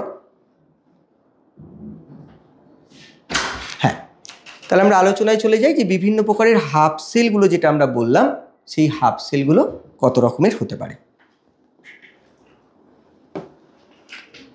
দেখো তো হাফ সেল দেখো অনেকগুলো প্যাটার্নের হতে পারে, একটা মেটাল আয়ন টাইপের হাফ সেল হতে পারে। কীরকম, আমরা মেটাল আয়ন হাফ সেল কিন্তু অলরেডি পড়লাম, যেমন ধরো Zn থেকে Zn2+, Zn থেকে Zn2+, এই যে একটা মনে করো তোমাদের অক্সিডেশন হতে পারে, বা এটাকে তুমি এইভাবেও লিখতে পারো Zn2+ থেকে Zn, এগুলো কিন্তু এক একটা হাফ সেলকে বোঝাচ্ছে। এখানে এটা অক্সিডেশন বোঝাচ্ছে, এটা রিডাকশন বোঝাচ্ছে। গ্যাস আয়ন হাফ সেল, এটা আমরা পরে বিস্তারিত আসছি, আপাতত একটু জেনে রাখো। দেখো বিভিন্ন গ্যাসেরও কিন্তু তোমরা, গ্যাস বা নন মেটাল, তাদেরও কিন্তু তোমরা ইলেকট্রোড বানাতে পারো, যেমন হাইড্রোজেন, ক্লোরিন। তো সেখানে তো গ্যাসের তো কোনো ইলেকট্রোড ওইভাবে পাওয়া সম্ভব নয়, ওই জন্য গ্যাসকে কী হয় তোমাদের বিভিন্ন, যেমন প্ল্যাটিনাম বা বিভিন্ন মেটালে ওরা কী হয় অ্যাডজর্বড হয়, অর্থাৎ ওর সারফেসে অধিশোষিত হয়। তাহলে ওর গা দিয়ে কন্টিনিউয়াস, পরে আমরা আলোচনায় প্রবেশ করছি, কন্টিনিউয়াসলি হাইড্রোজেন গ্যাস পাঠানো হয়। আমরা জেনারেলি প্ল্যাটিনামটাই নিই, প্ল্যাটিনাম ব্ল্যাক একটা কোটিং থাকে, ওখান দিয়ে হাইড্রোজেন গ্যাস কন্টিনিউয়াসলি ফ্লো করানো যায় বা ক্লোরিন গ্যাস কন্টিনিউয়াসলি ফ্লো করলে একটা ইলেকট্রোড পাওয়া যায়। তো সেখানে আমরা ইলেকট্রোডটাকে কীভাবে লিখবো দেখো, ভালো করে খেয়াল করো। যেহেতু প্ল্যাটিনাম সাপোর্ট আমাদের লাগবে, প্ল্যাটিনাম লিখবে। লেখার পর দেখো খেয়াল করবে, তাহলে দেখো এখানে আমরা যখন অক্সিডেশন হবে একভাবে লিখবো, মনে করো অনেক সময় হতে পারে তো ওটা মানে একই ইলেকট্রোড, এটা কিন্তু খুব ইম্পর্টেন্ট জায়গা, কনফিউশন হতে পারে। একই ইলেকট্রোড যদি কখনো মনে করো ক্যাথোড হিসাবে ইউজ হয়, সেটা যে পরবর্তীকালে অ্যানোড হিসাবে ইউজ হবে সেরকমও কিন্তু হতে পারে। মানে সবসময় যে সেটা ক্যাথোডই হবে বা সবসময় সেটা অ্যানোডই হবে সেটা কিন্তু বলা যায় না। তাহলে এখানে দেখো যখন এটা ইউজ হচ্ছে তখন কিন্তু এখানে খেয়াল করবে, এটা খুব গুরুত্বপূর্ণ বিষয়। এখানে যখন এটা ইউজ হচ্ছে তখন সেটা কিন্তু দেখো এখানে কি হচ্ছে, অক্সিডেশন, তার মানে এখানে কিন্তু এটা অ্যানোড হিসাবে ইউজ হচ্ছে, সেখানে এটা অ্যানোড হিসাবে ইউজ হচ্ছে। আর এখানে যখন ইউজ হচ্ছে তখন কিন্তু সেটা ক্যাথোড হিসাবে ইউজ হয়েছে। এটা কিন্তু খুব গুরুত্বপূর্ণ বিষয় যে একই ইলেকট্রোড যে সবসময় অ্যানোড হবে বা ক্যাথোড হবে তা কিন্তু নয়। এর থেকে বেশি ইলেকট্রোপজিটিভ হতে পারে, এর থেকে কম ইলেকট্রোপজিটিভ হতে পারে, তার উপর ডিপেন্ড করছে। আচ্ছা, এই জায়গাটা খেয়াল করো, গ্যাস ইলেকট্রোড আমরা কীভাবে লিখছি দেখো, প্ল্যাটিনাম লিখলাম। লেখার পর আমরা এখানে হাইড্রোজেন, তারপর তুমি H+ দিয়ে দাও। এবার এখানে যদি হাইড্রোজেনের তোমার প্রেশারটা আলাদা হয়, 1 অ্যাটমসফিয়ার বা অন্য কোনো প্রেশার হয়, কারণ প্রেশারটাই গ্যাসের ক্ষেত্রে আমরা কনসেন্ট্রেশনের সঙ্গে কম্পেয়ার করি, সেই প্রেশারটা ব্র্যাকেটে কিন্তু এখানে মেনশন করে দিতে হবে যদি আলাদা কোনো প্রেশার হয় 1 অ্যাটমসফিয়ারের জায়গায়। এখানে খুব গুরুত্বপূর্ণ দেখো, এই জিনিসটাকে যদি আমি উল্টো করে লিখি, দেখো একই জিনিসকে আমি উল্টো করে যদি এইভাবে লিখি, দেখো খেয়াল করো, এটাকে আমি এবার এইভাবে লিখলাম, তখন এটাই কিন্তু হয়ে গেল, এটা গ্যাস, তখন এটাই কি হয়ে গেল বলো,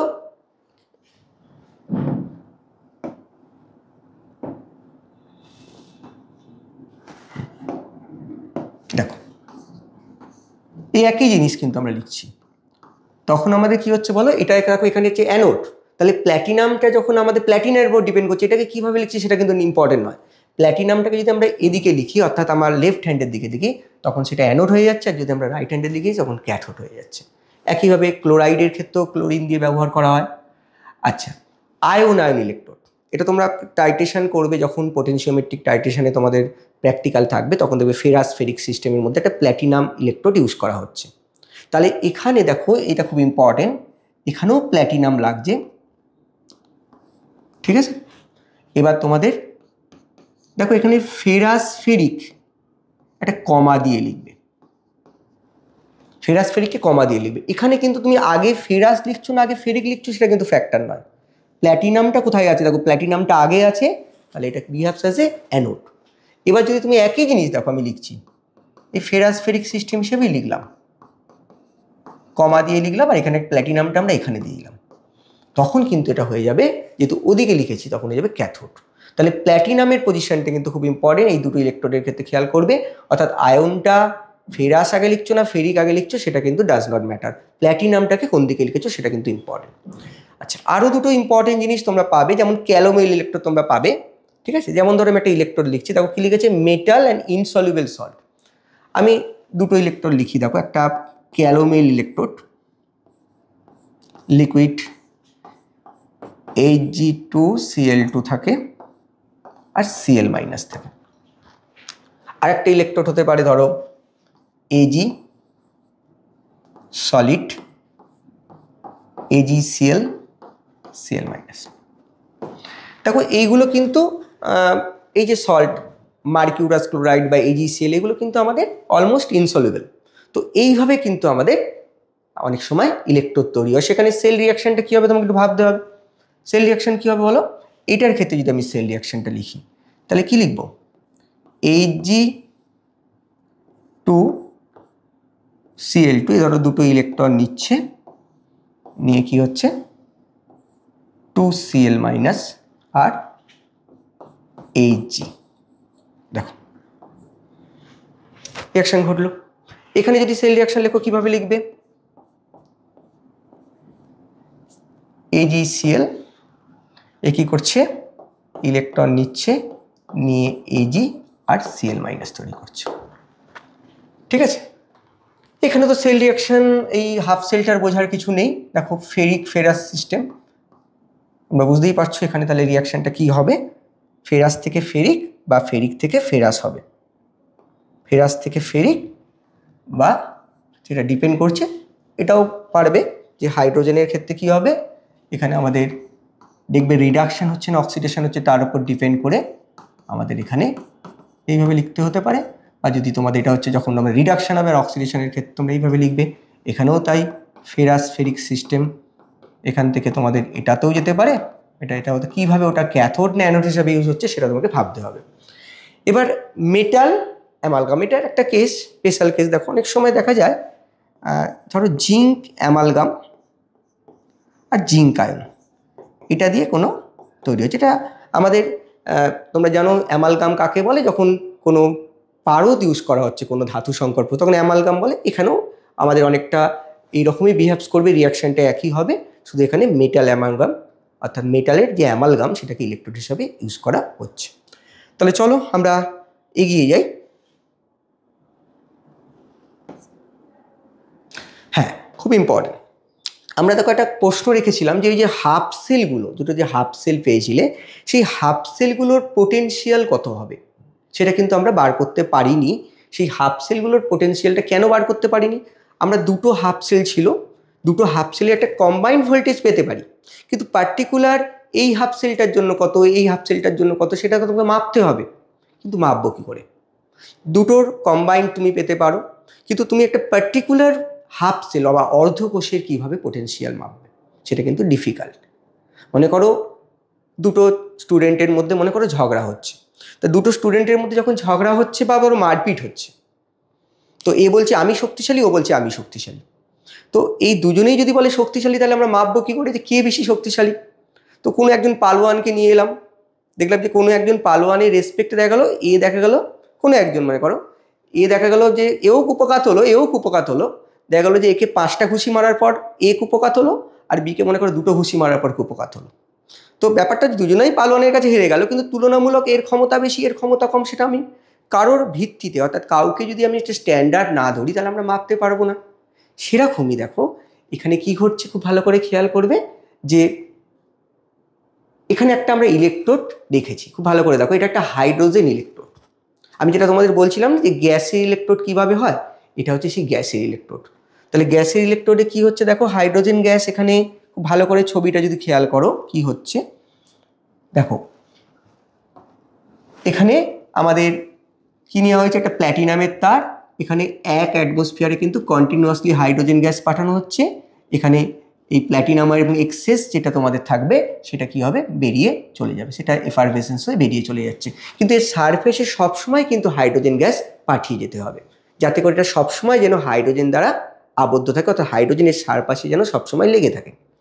এবার কি হচ্ছে দেখো তাহলে এখানেও দুটো প্রসেস আমি বলেছিলাম কন্টিনিউয়াস ঘটবে, একটা একদিকে কি হচ্ছে বলো হাইড্রোজেন আর সলিউশনে কি নিয়েছি 1, দেখো এখানে আমাদের 1 মোলার HCl সলিউশন নিলেই আমাদের হয়ে যাবে, তাহলে এখানে আমরা নিয়েছি 1 মোলার HCl সলিউশন আর একটা প্ল্যাটিনাম রডকে ডুবিয়েছি যার গা দিয়ে কন্টিনিউয়াসলি আমরা 1 অ্যাটমসফিয়ার প্রেসারে কী করছি হাইড্রোজেন গ্যাস পাঠাচ্ছি। তাই এখানেও দুটো কন্টিনিউয়াস রিয়াকশন অপোজিট রিয়াকশন ঘটতে থাকবে, একদিকে এখানে ইলেকট্রন ছেড়ে দিয়ে H+ সলিউশনে চলে আসছে, আবার H+ এখানে উঠে যাচ্ছে, অর্থাৎ দুটো অপোজিট রিয়াকশন তোমাদের কিন্তু এখানে আগের মতোই ঘটবে, দেখো এই রিয়াকশন দুটো ঘটবে। তো এটাকে এই যে দেখো এই যে এখানে যে পোটেনশিয়াল তৈরি হচ্ছে এখানে একটা পোটেনশিয়াল তৈরি হবে, এই পোটেনশিয়ালটাকে আমাদের 0 ধরে নেওয়া হলো। তাহলে কি হলো কন্ডিশনটা, আমাদের কতগুলো কন্ডিশন এখানে মেনটেন করতে হবে। ফার্স্ট হচ্ছে দেখো তাহলে আমাদের যে ইলেকট্রিক যে পোটেনশিয়াল সেটা কিন্তু কিসের উপর ডিপেন্ড করবে, কনসেন্ট্রেশনের উপর ডিপেন্ড করছে। তাছাড়া এখানে তো তোমরা দেখতে পাচ্ছ যে হাইড্রোজেন গ্যাসের কনসেন্ট্রেশন মানে তার প্রেশার, তাহলে প্রেশারের উপর ডিপেন্ড করবে, টেম্পারেচারের উপর ডিপেন্ড করবে, খুব ইম্পর্টেন্ট উষ্ণতার উপর নির্ভর করবে।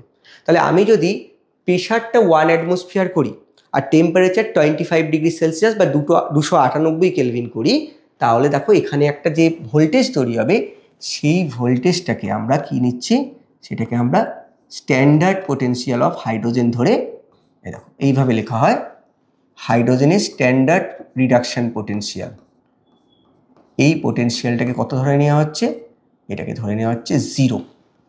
এই 0 ধরে নিয়ে, অর্থাৎ এখানে কোনো পোটেনশিয়াল ডেভেলপ করছে না, আমি আবার বলছি এটা কিন্তু 0 ধরে নেওয়া হচ্ছে, তার মানে যে 0 তা নয়, 0 ধরে নিয়ে আমরা বাকি ক্যালকুলেশনগুলো করব।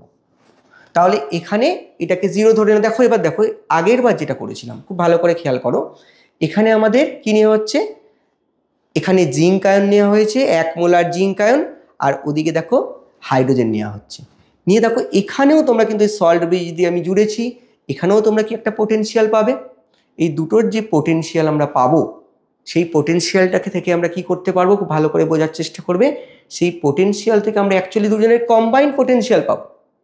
কিন্তু কার পোটেনশিয়াল পাবো, আমরা অ্যাকচুয়াল পোটেনশিয়াল পাবো, কিন্তু দেখো হাইড্রোজেনের তো 0 ধরে নিয়েছি, তাহলে আমরা এই জিঙ্ক আয়ন, জিঙ্ক এবং তার সারফেসে যে জিঙ্ক আয়ন থাকবে তার যে পোটেনশিয়াল সেটা পাবো। তাহলে এইভাবে আমরা হাইড্রোজেনকে কাজে লাগিয়ে জিঙ্ক আয়নের পোটেনশিয়াল বার করতে পারবো। একই রকম দেখো আমরা এখানে কি করতে পারি, দেখো একই জিনিস, ওই হাইড্রোজেন ইলেকট্রোডকে কার সাথে জুড়েছি, এবার কপার ইলেকট্রোডের সাথে জুড়েছি, সেই কপার ইলেকট্রোডের সাথে জুড়ে কি হয়েছে দেখো, এখানেও কিন্তু একটা পোটেনশিয়াল আমরা পাবো, সেটা অ্যাকচুয়ালি দুজনের কম্বাইন্ড পোটেনশিয়াল, বাট হাইড্রোজেনের পোটেনশিয়াল যদি 0 হয়ে যায়, যদি আমরা হাইড্রোজেনের পোটেনশিয়ালটা যদি আমরা 0 ধরি, তাহলে অ্যাকচুয়াল আমরা কার পোটেনশিয়াল পাবো, আমরা দেখো ওই হাফ সেলটার পোটেনশিয়াল পাবো। এইভাবে কিন্তু আমাদের কি করতে পারি, আমরা পোটেনশিয়ালগুলোকে দেখো যে হাফ সেলের পোটেনশিয়ালগুলোকে মেজার করতে পারি। তাহলে হাইড্রোজেনকে কাজে লাগিয়ে যেহেতু আমরা মাপতে পারছি, শুধু এখানে কপার আয়ন নয়, জিঙ্ক আয়ন নয়, এসএন আয়ন, ফেরিক সিস্টেম, বা ধরো লেড আয়ন, সিলভার আয়ন, যে কোনো কারোর আমরা এখানে কিন্তু বার করতে পারি। এবং এই বার করার সময় দেখো ভালো করে খেয়াল করবে, যে পোটেনশিয়ালটা পাচ্ছি সেখান থেকে ওই যে হাফ পোটেনশিয়াল পাওয়া যাচ্ছে, যেহেতু হাইড্রোজেনকে কাজে লাগিয়ে, হাইড্রোজেনকে কি বলা হয়, স্ট্যান্ডার্ড হাইড্রোজেন ইলেকট্রোড, প্রমাণ হাইড্রোজেন তড়িৎদ্বার, এটাকে কাজে লাগিয়ে কিন্তু আমরা সবার মাপতে পারি। ঠিক আছে, এবার তোমাদের যেটা বোঝার বিষয় দেখো খেয়াল করো, তাহলে এই জায়গাটা তোমরা ক্লিয়ার হলো যে পোটেনশিয়ালটা কি করে আমরা মাপতে পারবো। এবার এই পোটেনশিয়াল দেখো আবার দু রকমের হতে পারে, এরকম হতে পারে, দেখো একটা অক্সিডেশন পোটেনশিয়াল হতে পারে, রিডাকশন পোটেনশিয়াল হতে পারে। যদি ধরো যে কোনো যখন সে তড়িৎ প্রবাহ চলছে সেখানে জারণ ঘটে, সেখানে অক্সিডেশন ঘটে, তাহলে তাকে আমরা কি বলবো, সেখানে আমরা বলবো স্ট্যান্ডার্ড অক্সিডেশন পোটেনশিয়াল। আর যদি মনে করো তড়িৎ প্রবাহকালীন রিডাকশন ঘটে, তাকে আমরা বলবো স্ট্যান্ডার্ড রিডাকশন পোটেনশিয়াল। এই প্রসঙ্গে একটা ছোট্ট জিনিস একটু শিখে নিই, পরে আবার আলোচনা করব। অ্যাকচুয়ালি আমাদের যদি ভ্যালুগুলো জানা থাকে, কোনো একটা পোটেনশিয়ালের ভ্যালু ধরো আমরা জানা থাকে, পরে আমরা দেখব, তো পোটেনশিয়ালের ভ্যালুগুলো যদি হাফ সেলের আমাদের জানা থাকে, সেখান থেকে আমরা কিন্তু পুরো সেলটার পোটেনশিয়ালও বার করতে পারি। সেই ইউপ্যাক সংস্থা একটা নিয়ম বলেছে যে পুরো সেলটার যদি আমি বার করতে চাই, তাহলে হচ্ছে ক্যাথোডের কত হবে মাইনাস অ্যানোডের কত হবে, আমরা কিন্তু এখানে মেইনলি রিডাকশন পোটেনশিয়ালগুলোকেই আমরা ধরি, তাহলে এখান থেকে কিন্তু আমরা বার করতে পারি। এটা পরে বিস্তারিত আমরা আলোচনা করছি। একটা সেলের যখন আমাকে পোটেনশিয়াল বার করতে দেবে, তাহলে ক্যাথোডের রিডাকশন পোটেনশিয়াল মাইনাস অ্যানোডের রিডাকশন পোটেনশিয়াল, এটা যদি করি, বা আমরা জানি রাইটে থাকে ক্যাথোড আর অ্যানোড থাকে কোথায়, অ্যানোড থাকে লেফটে, তাহলে এটাকে বিয়োগ করলে আমরা একটা সেলের ইএমএফ বা পোটেনশিয়াল কিন্তু আমরা বার করতে পারবো। তো দেখো এখানে কেন এটা একটু শিখিয়ে নিলাম, তোমরা দেখো এখানে খেয়াল করো, আমাদের ক্যাথোড এবং অ্যানোড এটা কম্বাইনটা কত বলো, এখানে যে কম্বাইন্ড ভোল্টেজ ধরো এখানে পাওয়া গেল, আমি এখানে যেটা পাওয়া গিয়েছিল হাইড্রোজেনের ক্ষেত্রে মনে করো 0.76 পাওয়া গিয়েছিল, তাহলে ক্যাথোডের কত আর অ্যানোডের কত, তাহলে আমাদের টোটাল ভোল্টেজ কত পাওয়া গেল, এত। এবার আমাদের কি বার করতে চাইছি আমরা, এখানে কোনটা ক্যাথোড, দেখো এখানে হাইড্রোজেনের কিন্তু দেখো খেয়াল করো, এখানে কিন্তু আগের মতোই এইখানে কিন্তু অক্সিডেশন হচ্ছে, অ্যানোডে অক্সিডেশন হয়, আর হাইড্রোজেন অবশ্যই তাহলে রিডাকশন হচ্ছে। তাহলে এখানে যেহেতু অক্সিডেশন হচ্ছে, তাহলে আমরা এখানে কি লিখবো, আমরা আগে লিখবো ক্যাথোড, তাহলে ক্যাথোডের ভ্যালুটা কত, এখানে হাইড্রোজেন, তাহলে হাইড্রোজেনেরটা আমাদের দেখো 0, ঠিক আছে। আর যদি আমরা এবার জিঙ্কেরটা বলি, তাহলে জিঙ্কের রিডাকশন পোটেনশিয়াল দেখো কত আসছে, জিঙ্কের রিডাকশন দেখো, জিঙ্কের কি হচ্ছে আমাদের খেয়াল করবে, আমাদের যেটা বোঝার বিষয় যে জিঙ্কের যদি আমি এখানে রিডাকশন পোটেনশিয়ালটা লিখি, রিডাকশন পোটেনশিয়ালটা কত হবে, কেন যেহেতু আমরা রিডাকশন পোটেনশিয়ালগুলো এখানে লিখবো, এইগুলো কিন্তু জেনারেলি আমাদের ইউপ্যাক নিয়ম অনুযায়ী রিডাকশন পোটেনশিয়াল লেখা হয়। তাহলে এখানে লিখবো এইটা। তাহলে দেখো এটা যদি 0.76 হয়, তাহলে যেহেতু আমরা রিডাকশন পোটেনশিয়াল লিখছি, তাহলে এখানে কি হবে, এখানে আমাদের প্র্যাকটিক্যালি ভ্যালুটা আসবে -0.76 ভোল্ট। এই জন্য দেখো মাইনাস হচ্ছে। ঠিক একই রুল যদি আমরা ওখানে অ্যাপ্লাই করি, দেখো এখানে এই যে পোটেনশিয়াল ভ্যালুটা পাওয়া গিয়েছিল যখন দুটোকে কম্বাইন পোটেনশিয়াল 0.34 ভোল্ট। এখানে খুব ভালো করে খেয়াল করো, এখানে কিন্তু কপারের, এখানে কি হচ্ছিল, জিঙ্কের ইলেকট্রন ছাড়ার টেন্ডেন্সি বেশি, এখানে কিন্তু হাইড্রোজেনের ইলেকট্রন ছাড়ার টেন্ডেন্সি বেশি। অর্থাৎ এখানে হচ্ছে কি, এখানে হচ্ছে আমাদের হাইড্রোজেন ইলেকট্রোডে অক্সিডেশন আর কপার ইলেকট্রোডে কি হচ্ছে আমাদের রিডাকশন। তাহলে কি করব, এখানে আমাদের আবার একই রকম আমরা রিডাকশন পোটেনশিয়ালটা যদি বসাই, দেখো আমাদের আগে কোথায় করতে, ক্যাথোডটা করতে হবে। তাহলে ক্যাথোডে কপার মাইনাস কত আসছে, মাইনাস আমাদের আসছে 0। তাহলে দেখো এখানে তোমাদের কপারের রিডাকশন পোটেনশিয়াল ভ্যালুটা কত আসছে, দেখো 0.34। তো এখানে এটা মাইনাস কেন, এটা প্লাস কেন বুঝতে পারলে। এবার একটা খুব ইম্পর্টেন্ট জিনিস দেখো, এই জিনিসটাকে যদি আমরা অন্যভাবে প্রেজেন্ট করি, দেখো এটা খুব ইম্পর্টেন্ট। দেখো এটা কেন অক্সিডেশন আর রিডাকশন কেন বুঝতে পারছো, এটা হচ্ছে ইলেকট্রনটা নেওয়া বোঝাচ্ছে। তাহলে এটা কি হচ্ছে, এই রিপ্রেজেন্টেশনটা কি বোঝাচ্ছে, দেখো Zn2+ থেকে যদি Zn এ যাও, তাহলে এটা কি বোঝাচ্ছে, এটা রিডাকশন বোঝাচ্ছে। তাহলে এটাকে আমরা বলতে পারি স্ট্যান্ডার্ড রিডাকশন পোটেনশিয়াল। আর এটা কি, এটা হচ্ছে কপারের একই রকম, দেখো কপারের স্ট্যান্ডার্ড রিডাকশন পোটেনশিয়াল। তাহলে এটা একটা ইউপ্যাক নিয়ম, এখান থেকে আমরা অ্যাপ্লাই করতে পারি। এটা কোথা থেকে এলো পরে বলছি। তাহলে E0 সেল ইকুয়াল টু কি, আমরা একটা যদি EMF বার করতে চাই, জেনারেলি আমরা রিডাকশন পোটেনশিয়ালটাই নিই। তাহলে ক্যাথোডের রিডাকশন পোটেনশিয়াল মাইনাস অ্যানোডের রিডাকশন পোটেনশিয়াল, বা রাইট হ্যান্ড সাইডের reduction potential minus left hand সাইডের রিডাকশন পোটেনশিয়াল। তাহলে এটা বেরোলো, এটাও কিন্তু রিডাকশন পোটেনশিয়াল।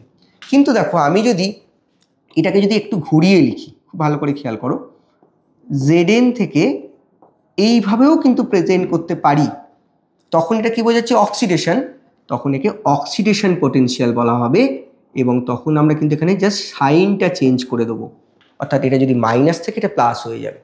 ঠিক একই রকম যদি আমি এখানেও একই কাজ করি, কপার থেকে কপার 2+, অর্থাৎ অক্সিডেশন পোটেনশিয়াল ফর্মে লিখি, তখন সেটাকে কি হবে, -0.34 হবে।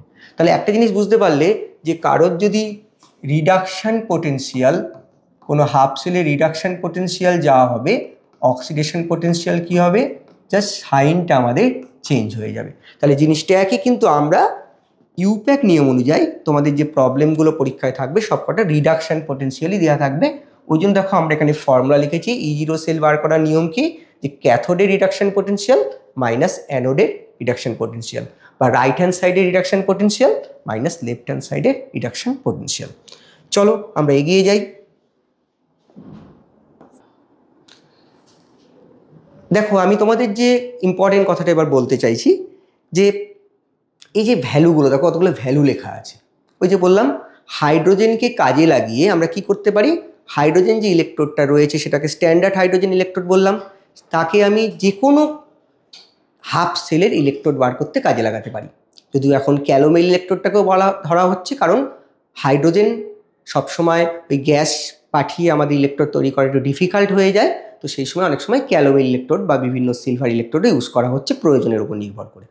তো যে ভ্যালুগুলো তোমরা দেখো আমরা বললাম, এই যে ভ্যালুগুলো দেখো পর আমরা লিখেছি, অর্থাৎ হাইড্রোজেন ইলেকট্রোডকে কাজে লাগিয়ে জিঙ্ক আয়ন, টিন আয়ন, ঠিক আছে, লেডের আয়ন, সিলভার আয়ন, এখান থেকে যে ভ্যালুগুলো তোমরা পাচ্ছ, দেখো এগুলোকে যদি আমরা টেবুলার ফর্মে নিয়ে যাই, একটা টেবিলের মাধ্যমে যদি কম থেকে বেশির দিকে সাজাই, তাহলে যে টেবিল পাওয়া যাবে তাকে বলা হয় ইলেকট্রোকেমিক্যাল সিরিজ, তড়িৎ রাসায়নিক শ্রেণী। এটা কিন্তু খুব ইম্পর্টেন্ট। দেখো এখানে কিন্তু রিডাকশন পোটেনশিয়াল অনুযায়ী আমরা এখানে ভ্যালুগুলোকে পরপর যদি সাজিয়েছি, দেখো তাহলে এই সিরিজটা পাওয়া গেছে। তাহলে দেখো ওপরের যেগুলো ভালো করে খেলবে সব মাইনাস, রিডাকশন পোটেনশিয়াল দেখো লিথিয়াম, পটাশিয়াম, ক্যালসিয়াম সব মাইনাস মানে তাদের রিডাকশন পোটেনশিয়াল মাইনাস, মানে সে রিডিউসড হতে চায় না, বরং অক্সিডাইজড হতে চায়। আবার দেখো তলার দিকে যারা পজিটিভ, মানে তারা রিডিউসড হতে চায়, মানে ইলেকট্রন নিতে চায়। দেখো হাইড্রোজেন কিন্তু খেয়াল করবে সেই মাঝখানেই রয়েছে, খুব ইম্পর্টেন্ট জায়গা। তোমরা খেয়াল করলে দেখতে পাবে হাইড্রোজেনটা কোথায় রয়েছে, হাইড্রোজেন কিন্তু আমাদের দেখো মাঝখানে রয়েছে। তাহলে হাইড্রোজেনকে যেহেতু 0 ধরে করা হয়েছে, দেখো কিছু নেগেটিভ আর কিছু পজিটিভ। যত বেশি নেগেটিভ বুঝবে তার মেটালিক ক্যারেক্টার বেশি, অর্থাৎ সে সহজে অক্সিডাইজ হয়ে যাবে, ইলেকট্রো পজিটিভ। আর নিচেরগুলো কি হবে, ইলেকট্রোনেগেটিভ। এই টেবিলটা আমাকে মুখস্থ করতে হবে না, তোমাকে সব ভ্যালুগুলোই মোটামুটি দিয়ে দেবে যখন তোমাদের পরীক্ষায় কোশ্চেন থাকবে। শুধু মোটামুটি একটা আইডিয়া রাখবে, দেখবে যে কারা কারা বেশি ইলেকট্রো পজিটিভ, কারা কারা কম ইলেকট্রো পজিটিভ। তো এখানে এই টেবিল থেকে অনেক কিছু বলা যায়। দেখো দুটো রিয়াকশানের মধ্যে যখন ঘটছে, কে অক্সিডাইজড হবে, কে রিডিউসড হবে। দুটো হাফ সেল নিয়ে যখন মনে করো একটা ফুল সেল তৈরি হলো, তার E0 সেল কত হবে, এই ভ্যালুগুলো যদি তোমাকে প্রোভাইড করা হয় তুমি বার করতে পারবে। তাহলে এই টেবিলটা কিন্তু খুব ইম্পর্টেন্ট, যে কোন রিয়াকশানটা স্পন্টিনিউয়াস হবে, আদৌ রিয়াকশানটা ঘটবে কি, দুটো আমি মেশালাম সত্যিই কি ঘটবে, সব কিছু কিন্তু এখান থেকে প্রেডিক্ট করা যায়। তাহলে এই টেবিলটা মুখস্থ না করলেও আমাদের এই টেবিলটার কিন্তু যথেষ্ট গুরুত্ব রয়েছে আমাদের কেমিস্ট্রিতে। তোমরা এটা ছোটোবেলাতেও পড়েছো ক্লাস 8 ফেইট লেভেলে, তখন একে এই ইলেকট্রোকেমিক্যাল সিরিজ ব্যাপারটা তো বলা হতো না, তখন দেখবে বলা হতো সক্রিয়তার শ্রেণী। ক্লাস 8-এ হয়তো পড়ে থাকতে পারো, রাসায়নিক সক্রিয়তার শ্রেণী। তখন কিন্তু এই মেটালগুলোর নামই কিন্তু পরপর লেখা ছিল, কিন্তু এখন তোমরা বুঝতে পারলে কি করে এই শ্রেণীটা পাওয়া যায়। ওই সেই স্ট্যান্ডার্ড হাইড্রোজেন ইলেকট্রোড, ওকে কাজে লাগিয়ে আমরা বিভিন্ন যে হাফ সেলগুলোর ইলেকট্রোডগুলো মাপতে পারছি, এবং সেগুলোকে এখানে টেবিলের মাধ্যমে তোমাদের কাছে প্রেজেন্ট করা হয়েছে। নেক্সট দেখো যেটা বোঝার বিষয়,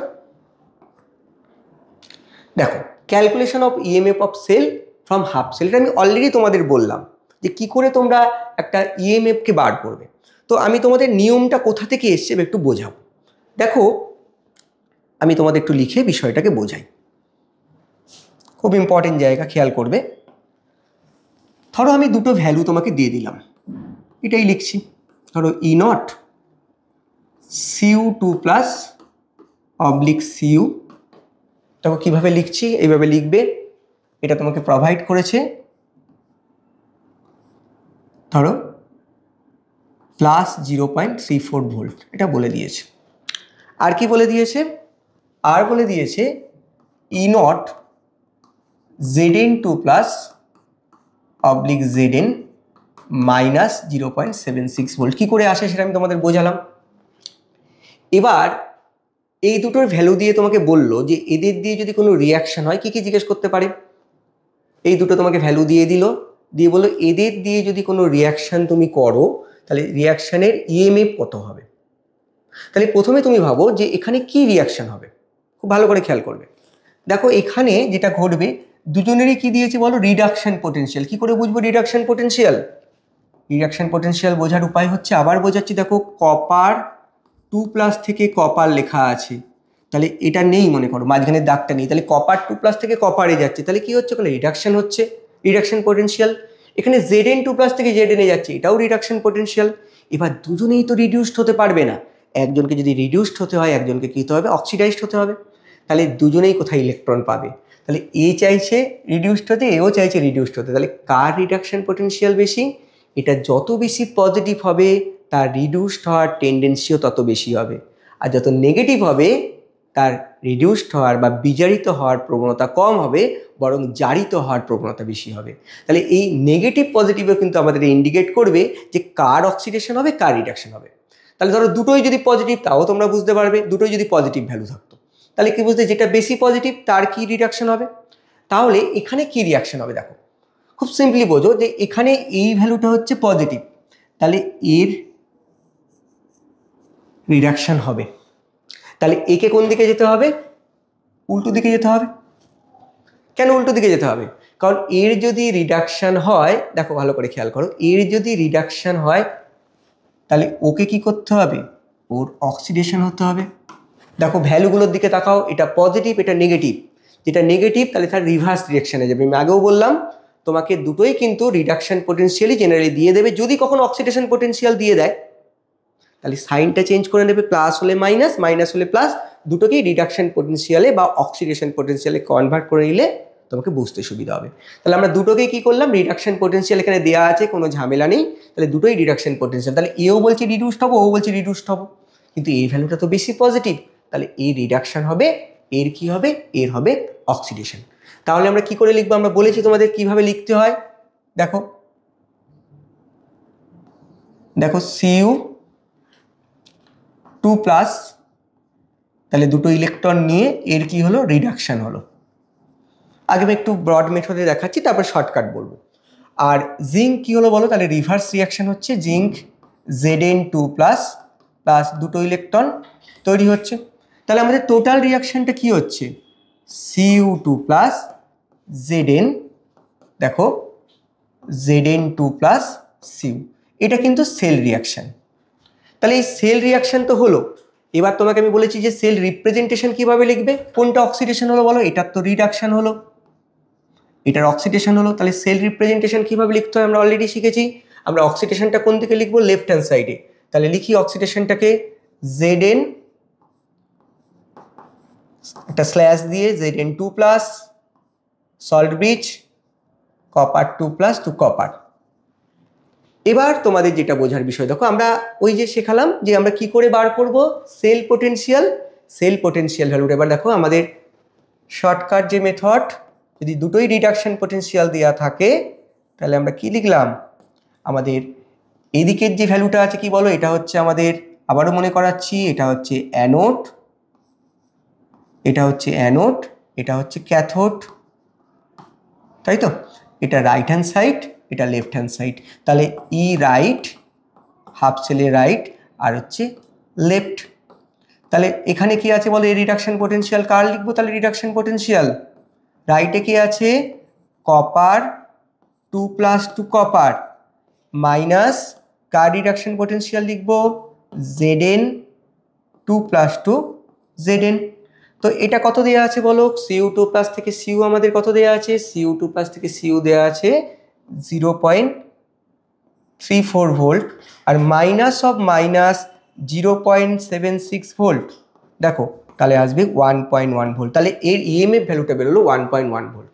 এবার এটা কোথা থেকে এলো, দেখো আমি তোমাদের এই ফর্মুলাটা কোথা থেকে ডিডিউসড হলো একটু ছোট করে বোঝানোর চেষ্টা করি, তোমরা এইভাবেই করবে। দেখো আমি যদি একটা কাজ করি, দেখো এখানে কি হচ্ছে, এর হচ্ছে কি বলো, আমরা দেখতে পেলাম এর হলো রিডাকশন। তাহলে আমি এখানে একটা কাজ করি, এর রিডাকশন পোটেনশিয়াল ভ্যালুটা লিখি। দেখো তাহলে রিডাকশন পোটেনশিয়াল ভ্যালুটা কত, দেখো ভালো করে খেয়াল করো, আমরা কী করে বিষয়টাকে বুঝবো যে আমরা এটা এলো কোত্থেকে, ফর্মুলাটা কেন এলো, একটু চলো আমরা বোঝানোর চেষ্টা করি। দেখো ফর্মুলা দিয়ে তো তুমি করতেই পারো, কিন্তু আমি তোমাকে একটু বোঝাই। দেখো এর হলো রিডাকশন, তাই তো, আর এটার কি হলো বলো, এটার হয়েছে কিন্তু oxidation.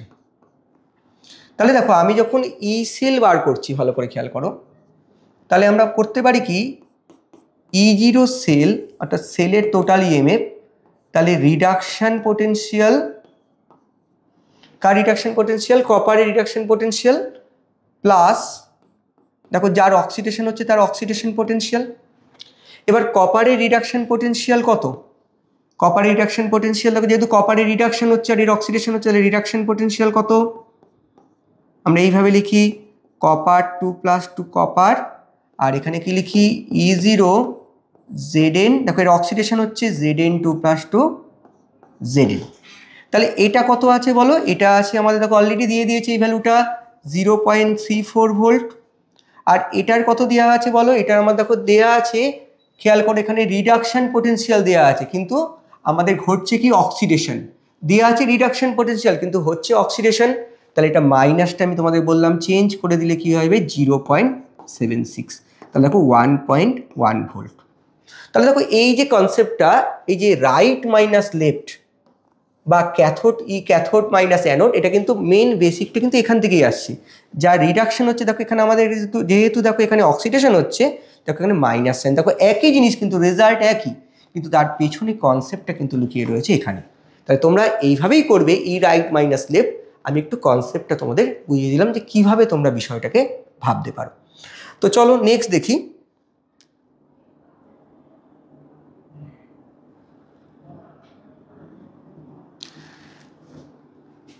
Calculation of EMF of cell from half cell potential. তাহলে হাফ সেল পোটেনশিয়াল থেকে আমরা কি করে এগুলো বার করব অলরেডি আমরা বোঝালাম। এবার দেখো এটা খুব ইম্পর্টেন্ট পার্ট, যে আমাদের এই যে রিয়াকশনগুলো, এই রিয়াকশনের কন্টিনিউটি কি করে বলা যায় সেটাও চলো একটু দেখে নিই।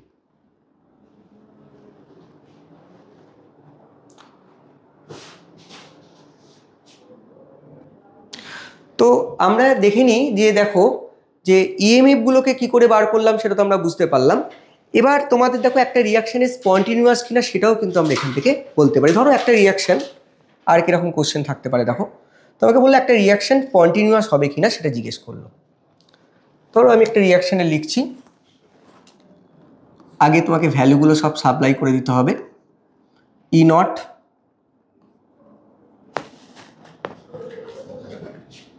Cu2 plus oblique Cu 0.34 volt, আর E naught Sn2 plus 2Sn -0.14 volt, এগুলো তোমাকে সাপ্লাই করে দিয়েছে। দিয়ে বলছে যে দেখো এই ভ্যালুগুলো তোমাকে দিয়ে দিয়েছে, দিয়ে তোমাকে বলছে যে কোনো রিয়াকশন কন্টিনিউয়াস হবে কিনা। তো দেখো আমরা যদি এটা তোমাকে -0.14 ভোল্ট হয় আর এটা যদি প্লাস হয়, দিয়ে বলছি এই রিয়াকশনটা কি কন্টিনিউয়াস হবে। Sn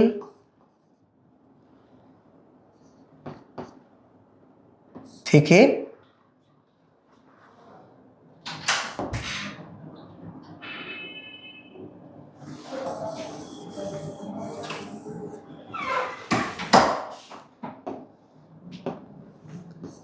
Sn2 plus Cu2 plus Sn, এই রিয়াকশনটা বলো স্পন্টিনিউয়াস হবে কিনা। দেখো এবার কিন্তু তোমার কোনো ভাবার জায়গা নেই, তুমি শুধু ভাববে যে এই রিয়াকশনটা যদি স্পন্টিনিউয়াস হতে হয় তাহলে এর সেল রিয়াকশন কী হবে। যদি এটা স্পন্টিনিউয়াস হতে হয় তাহলে তার সেল রিয়াকশন কী হবে, দেখো এটাই তার সেল রিয়াকশন হবে। এবং সেখানে যদি একটা সেল কনস্ট্রাক্ট হয়, তোমাদের আমি শেখালাম কীভাবে সেল কনস্ট্রাক্ট করতে হয়, তাহলে এখানে সেলটা কী হয় বলো, এটা কি হচ্ছে, এটা হচ্ছে রিডাকশন, আর এটা কি হচ্ছে বলো অক্সিডেশন। তাহলে আমরা কিভাবে লিখব, Cu থেকে Cu2 প্লাস, দেখো এখানে কি লিখবো, Sn2 প্লাস থেকে Sn। এবার আমাদের এর ই নট সেলটা বার করে ফেলি। দেখো ই নট সেলটা যদি আমরা বার করতে পারি তাহলে ই নট সেলটা আমরা কি করে বার করব, যে আমরা স্ট্যান্ডার্ড রিডাকশন পোটেনশিয়াল দেখো right minus left, right minus left, E right minus E left. তাহলে ই রাইট কত, ই রাইটের আমাদের যে ভ্যালুটা আসছে খেয়াল করে দেখো, যেটা দেওয়া আছে ওটা প্রোভাইড করেছে, দুটোই কিন্তু রিডাকশন পোটেনশিয়াল দেওয়া আছে। তাহলে রাইট হ্যান্ড সাইডে রিডাকশন পোটেনশিয়াল আমাদের যেটা আছে, তাহলে এখানে Sn এর ভ্যালুটা বসাতে হবে। তাহলে কত দেওয়া আছে, -0.14 ভোল্ট। দেখো ভালো করে খেয়াল করো, আমাদের রাইট হ্যান্ড সাইডে কি হচ্ছে বলো, রাইট হ্যান্ড সাইডে আমাদের রিডাকশন হচ্ছে, তাহলে এখানে কত দেওয়া আছে, মাইনাস দেওয়া আছে। আর মাইনাস অফ, দেখো এখানে কত হবে, এখানে কোনটা দেওয়া আছে, left hand side, left hand সাইডে কি আছে, কপার আছে, তাহলে -0.34 ভোল্ট। তাহলে এখানে কত আসছে, দেখো ভ্যালুটা দেখো আমাদের নেগেটিভ আসছে। তাহলে ভ্যালুটা যদি নেগেটিভ আসে, দেখো এই ভ্যালুটা আসছে, তাহলে ভ্যালুটা যদি নেগেটিভ আসে তাহলে তার কি এক্সিস্ট করে সেরকম কোনো সেল, তাহলে সেটা এক্সিস্ট করে না। আমরা পরে একটা রিলেশন দেখছি, দেখো তোমাদের আপাতত বলে দিই যে এর সঙ্গে না আমাদের যে গিবস ফ্রি এনার্জি তোমরা পড়েছিলে তার একটা রিলেশন আছে। সেই গিবস ফ্রি এনার্জি রিলেশনটা কি, পরে আমি এটা প্রুভ করে দেখাচ্ছি। -n E not cell into F.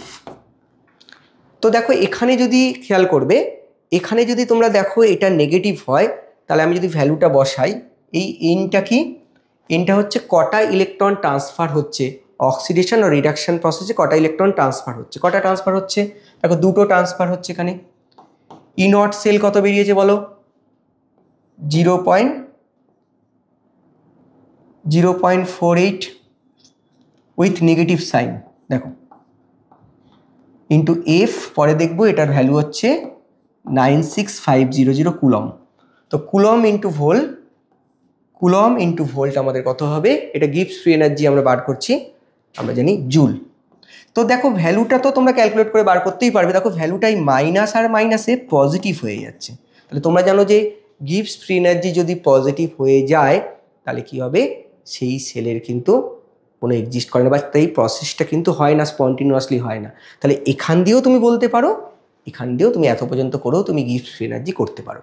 এবারে এই যে লিখলাম এটা কোত্থেকে এলো চলো একটু বুঝিয়ে দেওয়া যাক। দেখো এটা এলো, সেটার জন্য তোমাকে বুঝতে হবে, দেখো calculation of EMF of cell from half cell potential যত আলোচনা হলো, দেখো এর সঙ্গে রিলেশনটা কি খুব ভালো করে বোঝো। যে সমস্ত আমরা সেল নিয়ে আলোচনা করলাম এগুলো হচ্ছে সব রিভার্সেবল সেল। রিভার্সেবল সেল কি, যত সেল আমরা যেমন ড্যানিয়াল সেল, যে সেলে যদি আমি বাইরে থেকে কোনো পোটেনশিয়াল, ওর মধ্যে একটা বাইরের কোনো উৎস থেকে কোনো পোটেনশিয়াল দিই, সামান্য যদি বাড়াই বা কমাই, তাহলে যদি দেখা যায় যে ওটাও রিভার্স করে। অর্থাৎ আমি বলছি দেখো ড্যানিয়াল সেলের আমাদের পোটেনশিয়াল বেরোলো 1.1 ভোল্ট, যদি আমরা একটুখানি ওর মধ্যে পোটেনশিয়াল বাইরে থেকে একটা অপোজিট পোটেনশিয়াল দিই, যদি রিয়াকশানটা অপোজিট ডিরেকশানে হয়, খুব সামান্য পরিমাণ কিন্তু অপোজিট দিকে ডিরেকশানে হয়, তখন তাকে বলবো রিভার্সেবল সেল। বা আমরা যদি মনে করো ওর মধ্যে বাইরে থেকে পোটেনশিয়াল যখন মনে করো আমরা দিচ্ছি, মনে করো বাইরে থেকে পোটেনশিয়ালটা ইকুয়াল দিচ্ছি, তাহলে অবশ্যই এটা জিরো হয়ে যাবে, কোনো ওখান থেকে আমরা পোটেনশিয়াল ড্র করতে পারবো না।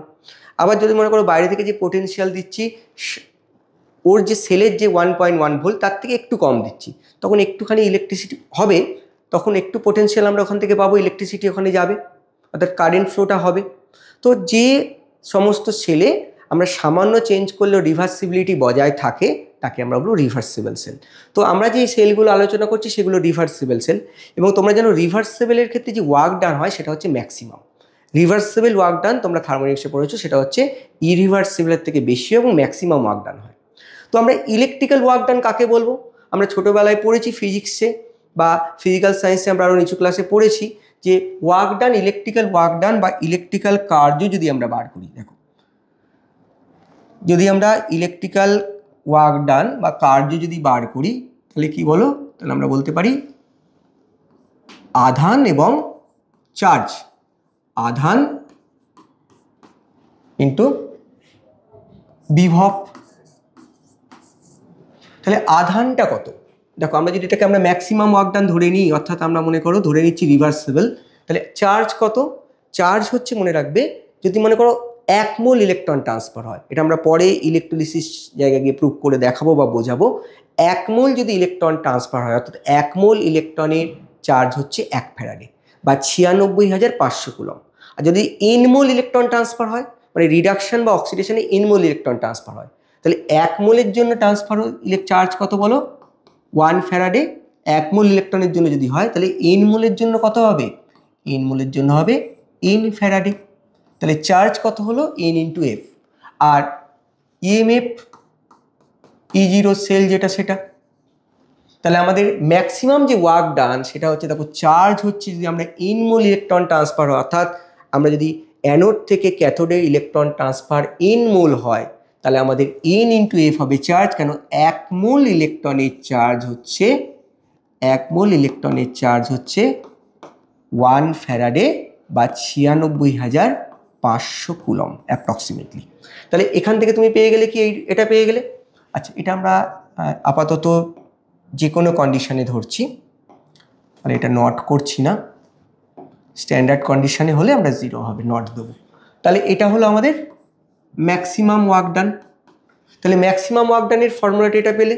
আবার তুমি জানো যে যে থার্মোডাইনামিক্সে তোমরা প্রুভ করেছো এই ম্যাক্সিমাম ওয়ার্ক ডান যেটা, সেটা কি এক্ষেত্রে তোমাদের কি গিবস ফ্রি এনার্জি যেটা হচ্ছে, দেখো গিবস ফ্রি এনার্জি যেটা সেল থেকে তুমি পাবে, সেই গিবস ফ্রি এনার্জিটাই কি হচ্ছে তোমাদের ওয়ার্ক ডানের সঙ্গে তোমাদের কম্পারেবল। যে ওয়ার্ক ডান হচ্ছে ইলেকট্রিক্যাল ওয়ার্ক ডান, সেটা গিবস ফ্রি এনার্জি যে চেঞ্জ হচ্ছে সেটাই কি এখানে আমাদের ইলেকট্রিক্যাল ওয়ার্ক ডান করছে। তাহলে electrical work done comparable to change in Gibbs free energy. Gibbs energy যত কমবে তত আমাদের এই ওয়ার্ক ডানটা কি হচ্ছে, আমাদের বেশি হচ্ছে। তাহলে দেখো গিবস ফ্রি এনার্জিটা কি, যত নেগেটিভ হবে তত স্পন্টিনিউয়াস, আর প্রসেসটা তো কন্টিনিউয়াসই। তাহলে এটাকে আমরা কি বলতে পারি বলো, এটাকে আবার বলতে পারি মাইনাস ডেল্টা জি। তাহলে minus delta G equal to কি হলো, এন এফ ই সেল। তাহলে ডেল জি ইকুয়াল টু কি আসছে, minus N F E sell.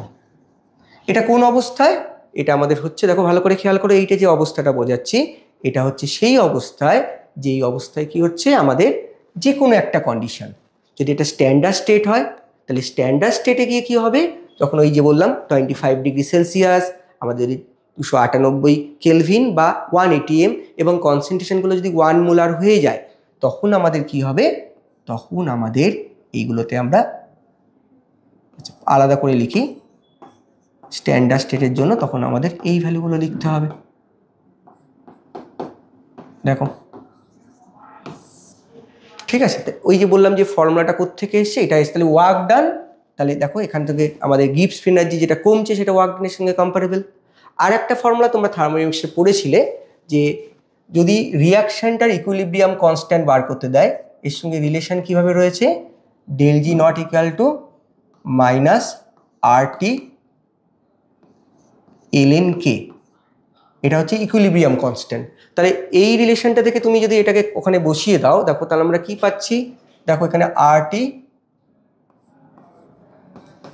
ln k লগের বেস এখানে ই, তাহলে এখান থেকে তুমি কি করতে পারো, রিয়াকশনের কেসি বার করে ফেলতে পারো। দেখো আমাদের কি হচ্ছে N F E not cell, তাহলে এখান থেকে আমরা কি বার করতে পারি, আমরা কেসির ভ্যালুটাও কিন্তু বার করতে পারি, কিন্তু একটু ক্যালকুলেশনটা কমপ্লিকেটেড হবে। তোমাদের যদি কোনো লগ থাকে এখানে পরীক্ষায়, লগ সংক্রান্ত অঙ্ক থাকে, সেই লগের ভ্যালুগুলো বা এলএনের যে ভ্যালুগুলো সেগুলো কিন্তু প্রোভাইড করা হবে। দুশ্চিন্তাগ্রস্ত হওয়ার কিছু নেই, যেহেতু ক্যালকুলেটার নেই, তোমাদের ভ্যালুগুলো কিন্তু প্রোভাইড করা হবে। নেক্সট হচ্ছে দেখো এখানে একটা বলছে যে এই রিয়াকশনটা আমরা যেটা বোঝালাম যে এই রিয়াকশনটা আদৌ ঘটবে কি ঘটবে না সেটা আমরা কি করে বুঝবো। দেখো এখানে যে ভ্যালুগুলো দিয়েছে আমি অলরেডি অঙ্কটা তোমাদের করিয়ে দিলাম, তো এটাকে আমরা স্কিপ করছি। আচ্ছা, নানস্ট ইকুয়েশন। দেখো যদি কনসেন্ট্রেশনগুলো মনে করো, তোমাদের তো এমনও হতে পারে যে কনসেন্ট্রেশনগুলো 1 মোলার নেই, তাহলে 1 মোলার যদি কনসেন্ট্রেশন না থাকে তখন আমরা নিউমেরিক্যালগুলো কি করে করব। যদি 1 মোলার না থাকে তখন আমাদের যে কোনো মোলার যে কোনো কন্ডিশন টেম্পারেচারের উপর ডিপেন্ড করছে, যে কোনো সেলের পোটেনশিয়াল টেম্পারেচারের উপর ডিপেন্ড করছে, তাহলে টেম্পারেচারের উপর যদি ডিপেন্ড করে তাহলে আমাদের তখন টেম্পারেচারও একটা ফ্যাক্টর, কনসেন্ট্রেশনও একটা ফ্যাক্টর। তো এইগুলোকে যদি কভার আপ করতে চাই তাহলে আমাকে নানস্ট ইকুয়েশনটা জানতে হবে। দেখো আমরা যদি একটা জেনারেল রিয়াকশান ধরি, মনে করো, ভালো করে খেয়াল করবে, মনে করো A number of A, B number of B, একটা সেল রিয়াকশন আমরা লিখছি, রিভার্সেবল সেল রিয়াকশন অবশ্যই, C number of C and D number of D. এখানে আমি ধরে নিচ্ছি যে electron transfer N number of electron transfer হচ্ছে, অর্থাৎ রিডাকশন বা অক্সিডেশনে মোট ইলেকট্রন ট্রান্সফার যে কোনো একটা প্রসেসে যদি ধরো একই হবে দুটো প্রসেসে N number of electron transfer হচ্ছে। তো এর জন্য নানস্ট ইকুয়েশন হলো E cell equal to E not cell. কি করে বার করতে হয় আমরা দেখলাম যখন স্ট্যান্ডার্ড কন্ডিশন হবে। দেখো RT বাই NF, তোমাদের ডেরিভেশনটা লাগবে না, শুধু এইটা ফর্মুলাটা একটু মনে রাখবে, log reaction quotient. Reaction quotient কি, তোমরা যখন ইকুইলিব্রিয়াম চ্যাপ্টারে পড়েছিলে তখন রিয়াকশন কোসেন্ট পেয়েছিলে, অর্থাৎ এখানে আমাদের লগের বেস কিন্তু ই, অর্থাৎ এটা ln। হ্যাঁ, তাহলে কি হবে, দেখো এই সাইডের গুলো আমরা লিখবো এইভাবে, c to the power c, d to the power d, a to the power a and b to the power b। এই হচ্ছে নানস্ট ইকুয়েশন, মানে এই ফর্মটা আমাকে একটু মাথায় রাখতে হবে, তাহলে আমাদের বিভিন্ন ডিপেন্ড করে ওটা তোমার ভ্যালু আলাদা হবে। এবার এখানটা খুব ইম্পর্টেন্ট জায়গা, দেখো এখানে যদি আমি এটাকে টেম্পারেচার অ্যাট 25 ডিগ্রি সেলসিয়াস ধরে নিই, 1 ATM প্রেশার ধরে নিই, কন্ডিশনগুলোকে যদি আমি ধরে নিই, তাহলে আমরা একটা কাজ করতে পারি। দেখো এই আরটা তো ইউনিভার্সাল গ্যাস কনস্ট্যান্ট, এটা কনস্ট্যান্ট, এটা 298 ফ্যারাডে 96,500 কুলম। আর এই লকটাকে যদি আমাদের পরিচিত চিরাচরিত যে পরিচিত আমরা লক 10 দেখতে অভ্যস্ত তাতে যদি কনভার্ট করতে চাই, তাহলে ln থেকে তোমরা জানো আমরা যদি লক 10-এ কনভার্ট করতে চাই তাহলে 2.303 দিয়ে মাল্টিপ্লাই করতে হবে। তাহলে 2.303 আর এর ভ্যালু F 96,500 আর টেম্পারেচারটাকে আমরা ধরে নিচ্ছি 25 ডিগ্রি সেলসিয়াস। এগুলোকে যদি আমরা এখানে বসাই তাহলে এই ইকুয়েশনটা আরেকটুখানি সহজতর হয়ে যাবে। E0 সেল 0.059 বাই n হচ্ছে number of electron transfer any of the step, log সিট মানে রিয়াকশন কোসেন যেটা সেটা বসবে। এই হয়ে গেল আমাদের ভ্যালুটা। তাহলে আমরা এটাকে কাজে লাগিয়ে দেখো আমরা যে কোনো, যখন আমরা স্ট্যান্ডার্ড ডিটেকশন পোটেনশিয়াল মনে করো আমাদের জানা থাকে, তাহলে আমরা E0 সেলটাও আমরা এখান থেকে ক্যালকুলেট করে ফেলতে পারবো। তো দেখো এই জায়গাটা বোঝা গেল কিনা। তাহলে এখান থেকে আমরা কি করতে পারবো, নান্সড ইকুয়েশনটাকে অ্যাপ্লাই করে আমরা এটা ক্যালকুলেট করতে পারছি। আচ্ছা, আর একটা কথা বলে দিই, দেখো এটা একটা বাস্তব আমরা কতগুলো অ্যাপ্লিকেশন দেখি। ধরো এরকম একটা রিয়াকশন দিয়েছে, নান্সড ইকুয়েশনটাকে আমরা অ্যাপ্লাই করব। ধরো একটা হাফ রিয়াকশন দিয়েছে, মনে করো Zn থেকে, খুব ভালো করে খেয়াল করবে, Zn থেকে বা Zn2 আমরা রিডাকশানই ধরছি, যেহেতু আমরা রিডাকশান লিখছি, আমরা রিডাকশানই ধরছি।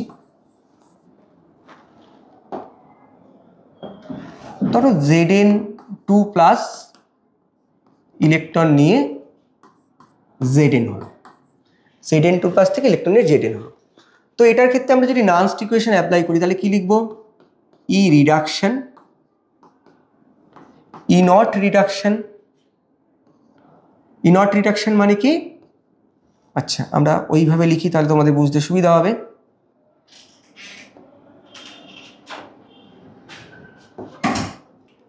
তো এটাকে আমরা এইভাবে লিখে নিই, দেখো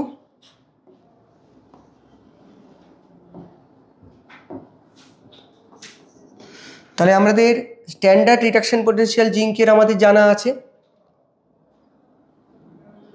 -0.76 জানা আছে। এবার তাহলে দেখো Zn2 প্লাস টু Zn, এখানে এটা তো আমাদের নোন, ঠিক আছে।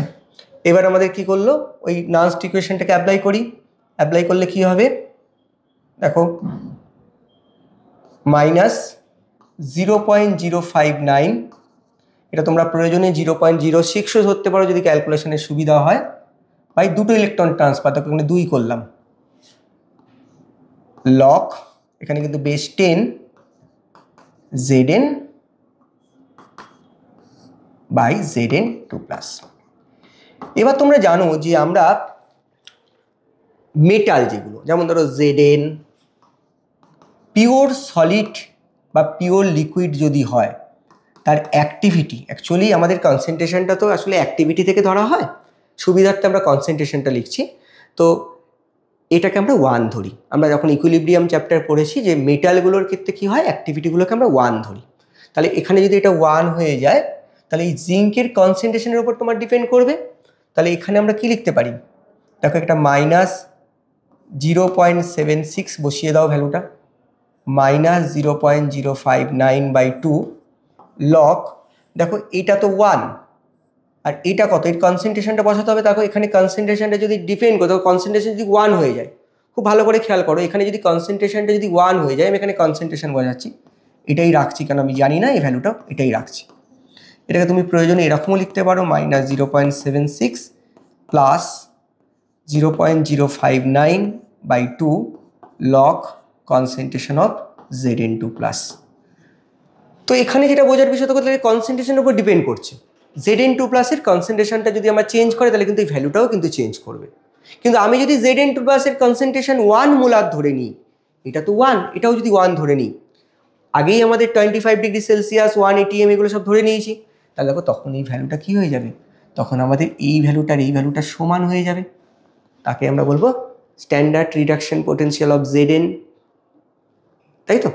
তাহলে এখানে দেখো এই ভ্যালুটা যদি চেঞ্জ করে, টেম্পারেচার যদি চেঞ্জ করে, তখন তো আমাদের নান্সড ইকুয়েশন অ্যাপ্লাই করে কিন্তু অঙ্কগুলো করতে হবে। আর একটা এক্সাম্পল চলো বলা যাক, দেখো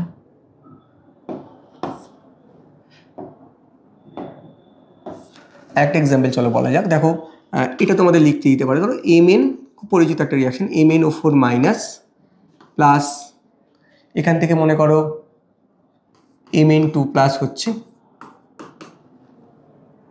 5খানা ইলেকট্রন ট্রান্সফার হলো, এখানে আমরা 8H+ লিখলাম, এখানে তৈরি হলো 4H2।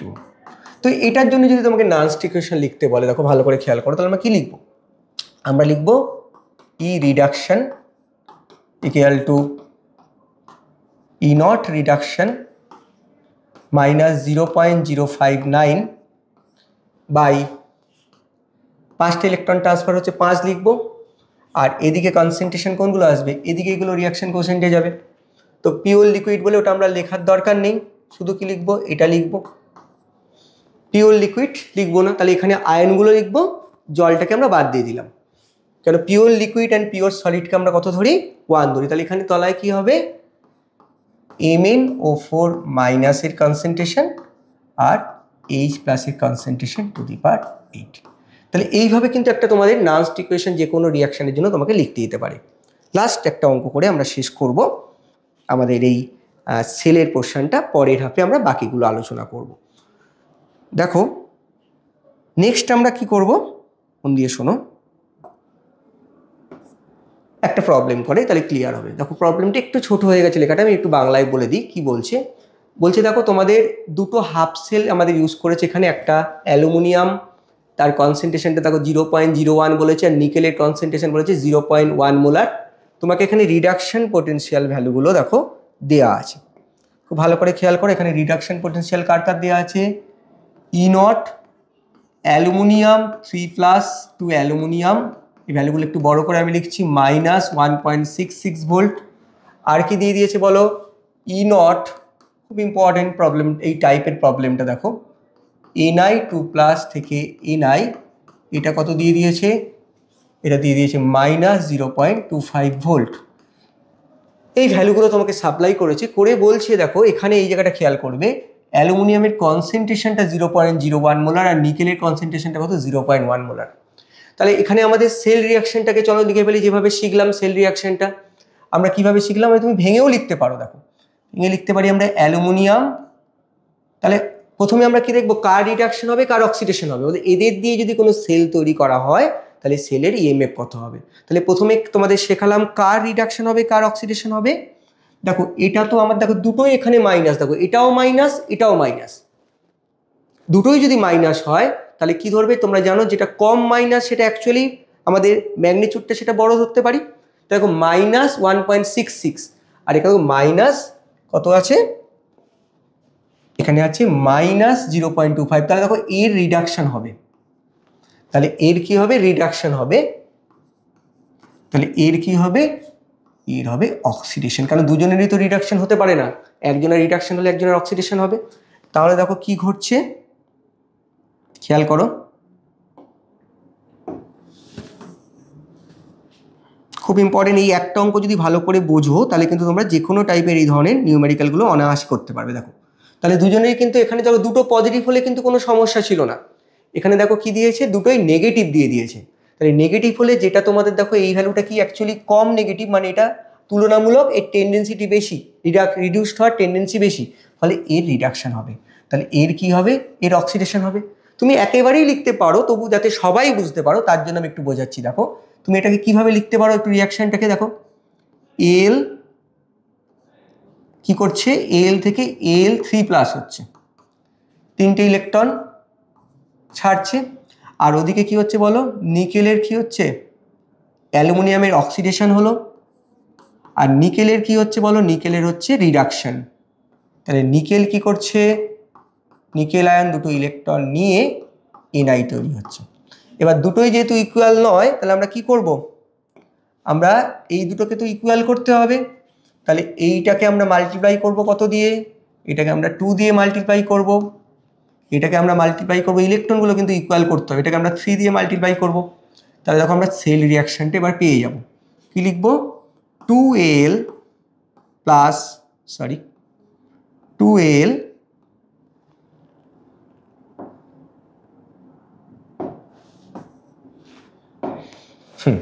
কি পাচ্ছি দেখো, এদিকে এগুলো দেখো, তাহলে কি হচ্ছে, এখানে 2Al হচ্ছে, আর এদিকে অবশ্যই কি তৈরি হচ্ছে দেখো, 2Al3+ হচ্ছে, আর এদিকে 3 কি হচ্ছে দেখো প্লাস, তুমি আর একটা স্টেপে লিখে নিতে পারো মাল্টিপ্লাই করে, এটা যদি অসুবিধা হয় একটা স্টেপে মাল্টিপ্লাই করে তারপরে আবার প্লাস করতে পারো, আমি একেবারে করছি। তাহলে কি হবে বলো 3ni2 প্লাস আর ওদিকে কি হচ্ছে বলো 3ni। তাহলে সেল রিয়াকশনটা কিন্তু আমাদের নানস্ট ইকুয়েশন করার জন্য খুব ইম্পর্টেন্ট। সেল রিয়াকশন কিন্তু আমাকে বার করতেই হবে, নাহলে কিন্তু তুমি ওই রিয়াকশন কোশ্চেনটা বার করতে পারবে না। এবার তুমি E0 সেলটা বার করে তার E0 সেলটা কি হবে? আচ্ছা, সেল রিপ্রেজেন্টেশনটা আমরা লিখে ফেলতেই পারি। এখানে সেল রিপ্রেজেন্টেশনটা কিভাবে লিখবো দেখো, এই প্রবলেমটা বুঝলে কিন্তু এতক্ষণ ধরে আমরা যা যা প্রবলেম তোমাদের বোঝালাম সবটা কিন্তু পুরোটা ক্লিয়ার হয়ে যাবে। দেখো আমরা সেল রিপ্রেজেন্টেশন লিখছি। সেল রিপ্রেজেন্টেশন কিভাবে লিখছি আমরা দেখো একটু আলাদা, আগের থেকে একটু ভালো করে খেয়াল করে দেখবে। এখানে আমরা যে সেল রিপ্রেজেন্টেশনটা লিখছি সেটা কিভাবে লেখা হচ্ছে দেখো। অক্সিডেশন কোনটা হচ্ছে, অক্সিডেশনটাকে এ পাশে লিখছি এল, তারপরে কি লিখছি দেখো Al3+। এর ভেতরে দেখো এখানে কিন্তু কোনো আমাদের, আবারও বলছি, এখানে কোনো আমাদের রিয়াকশন যে কোএফিসিয়েন্টগুলো রয়েছে সেখানে কিন্তু এখানে বসবে না, অর্থাৎ আনুপাতিক সহগগুলো কিন্তু বসবে না। কি বসবে? যেহেতু এটা 1 মোলার নয়, দেখো কনসেন্ট্রেশন কত দেওয়া আছে, কনসেন্ট্রেশন দেওয়া আছে দেখো অ্যালুমিনিয়ামের 0.01 মোলার, এটা কিন্তু এখানে মেনশন করতে হবে।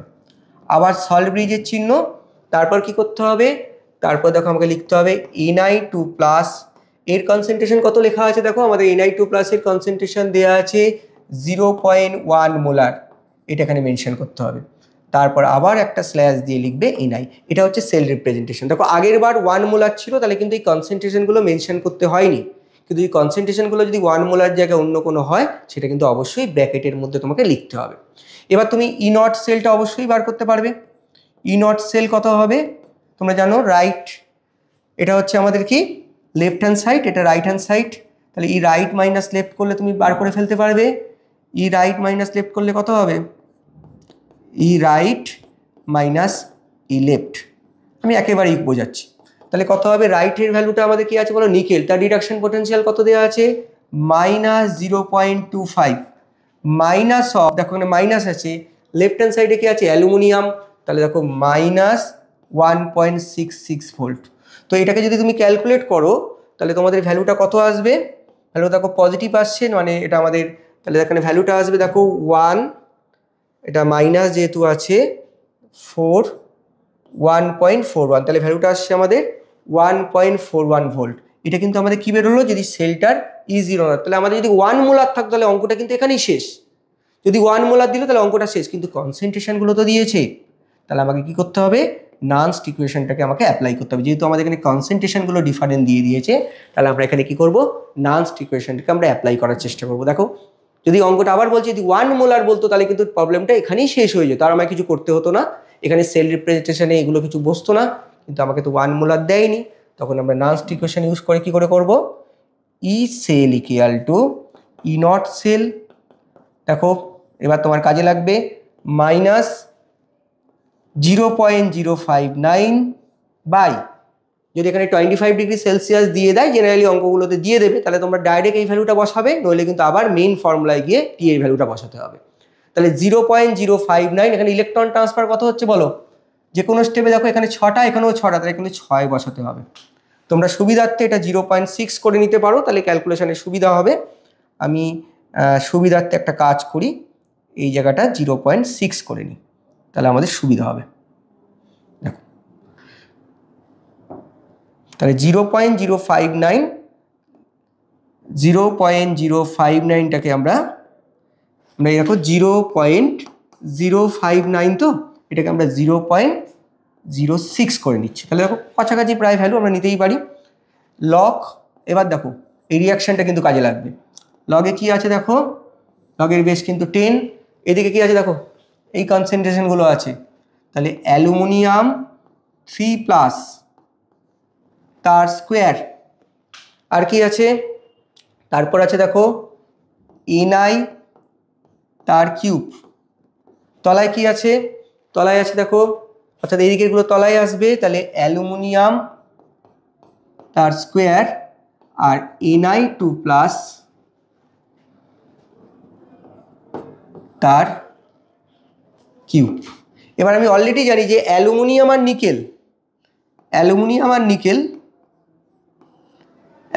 নিকেলটাকে আমরা কি ধরতে পারি, অ্যালুমিনিয়ামের কনসেন্ট্রেশন দেখো পিওর মেটাল 1, এটা আমি লিখেছি ইচ্ছা করে, তোমরা কিন্তু পরের বার থেকে আর লিখবে না।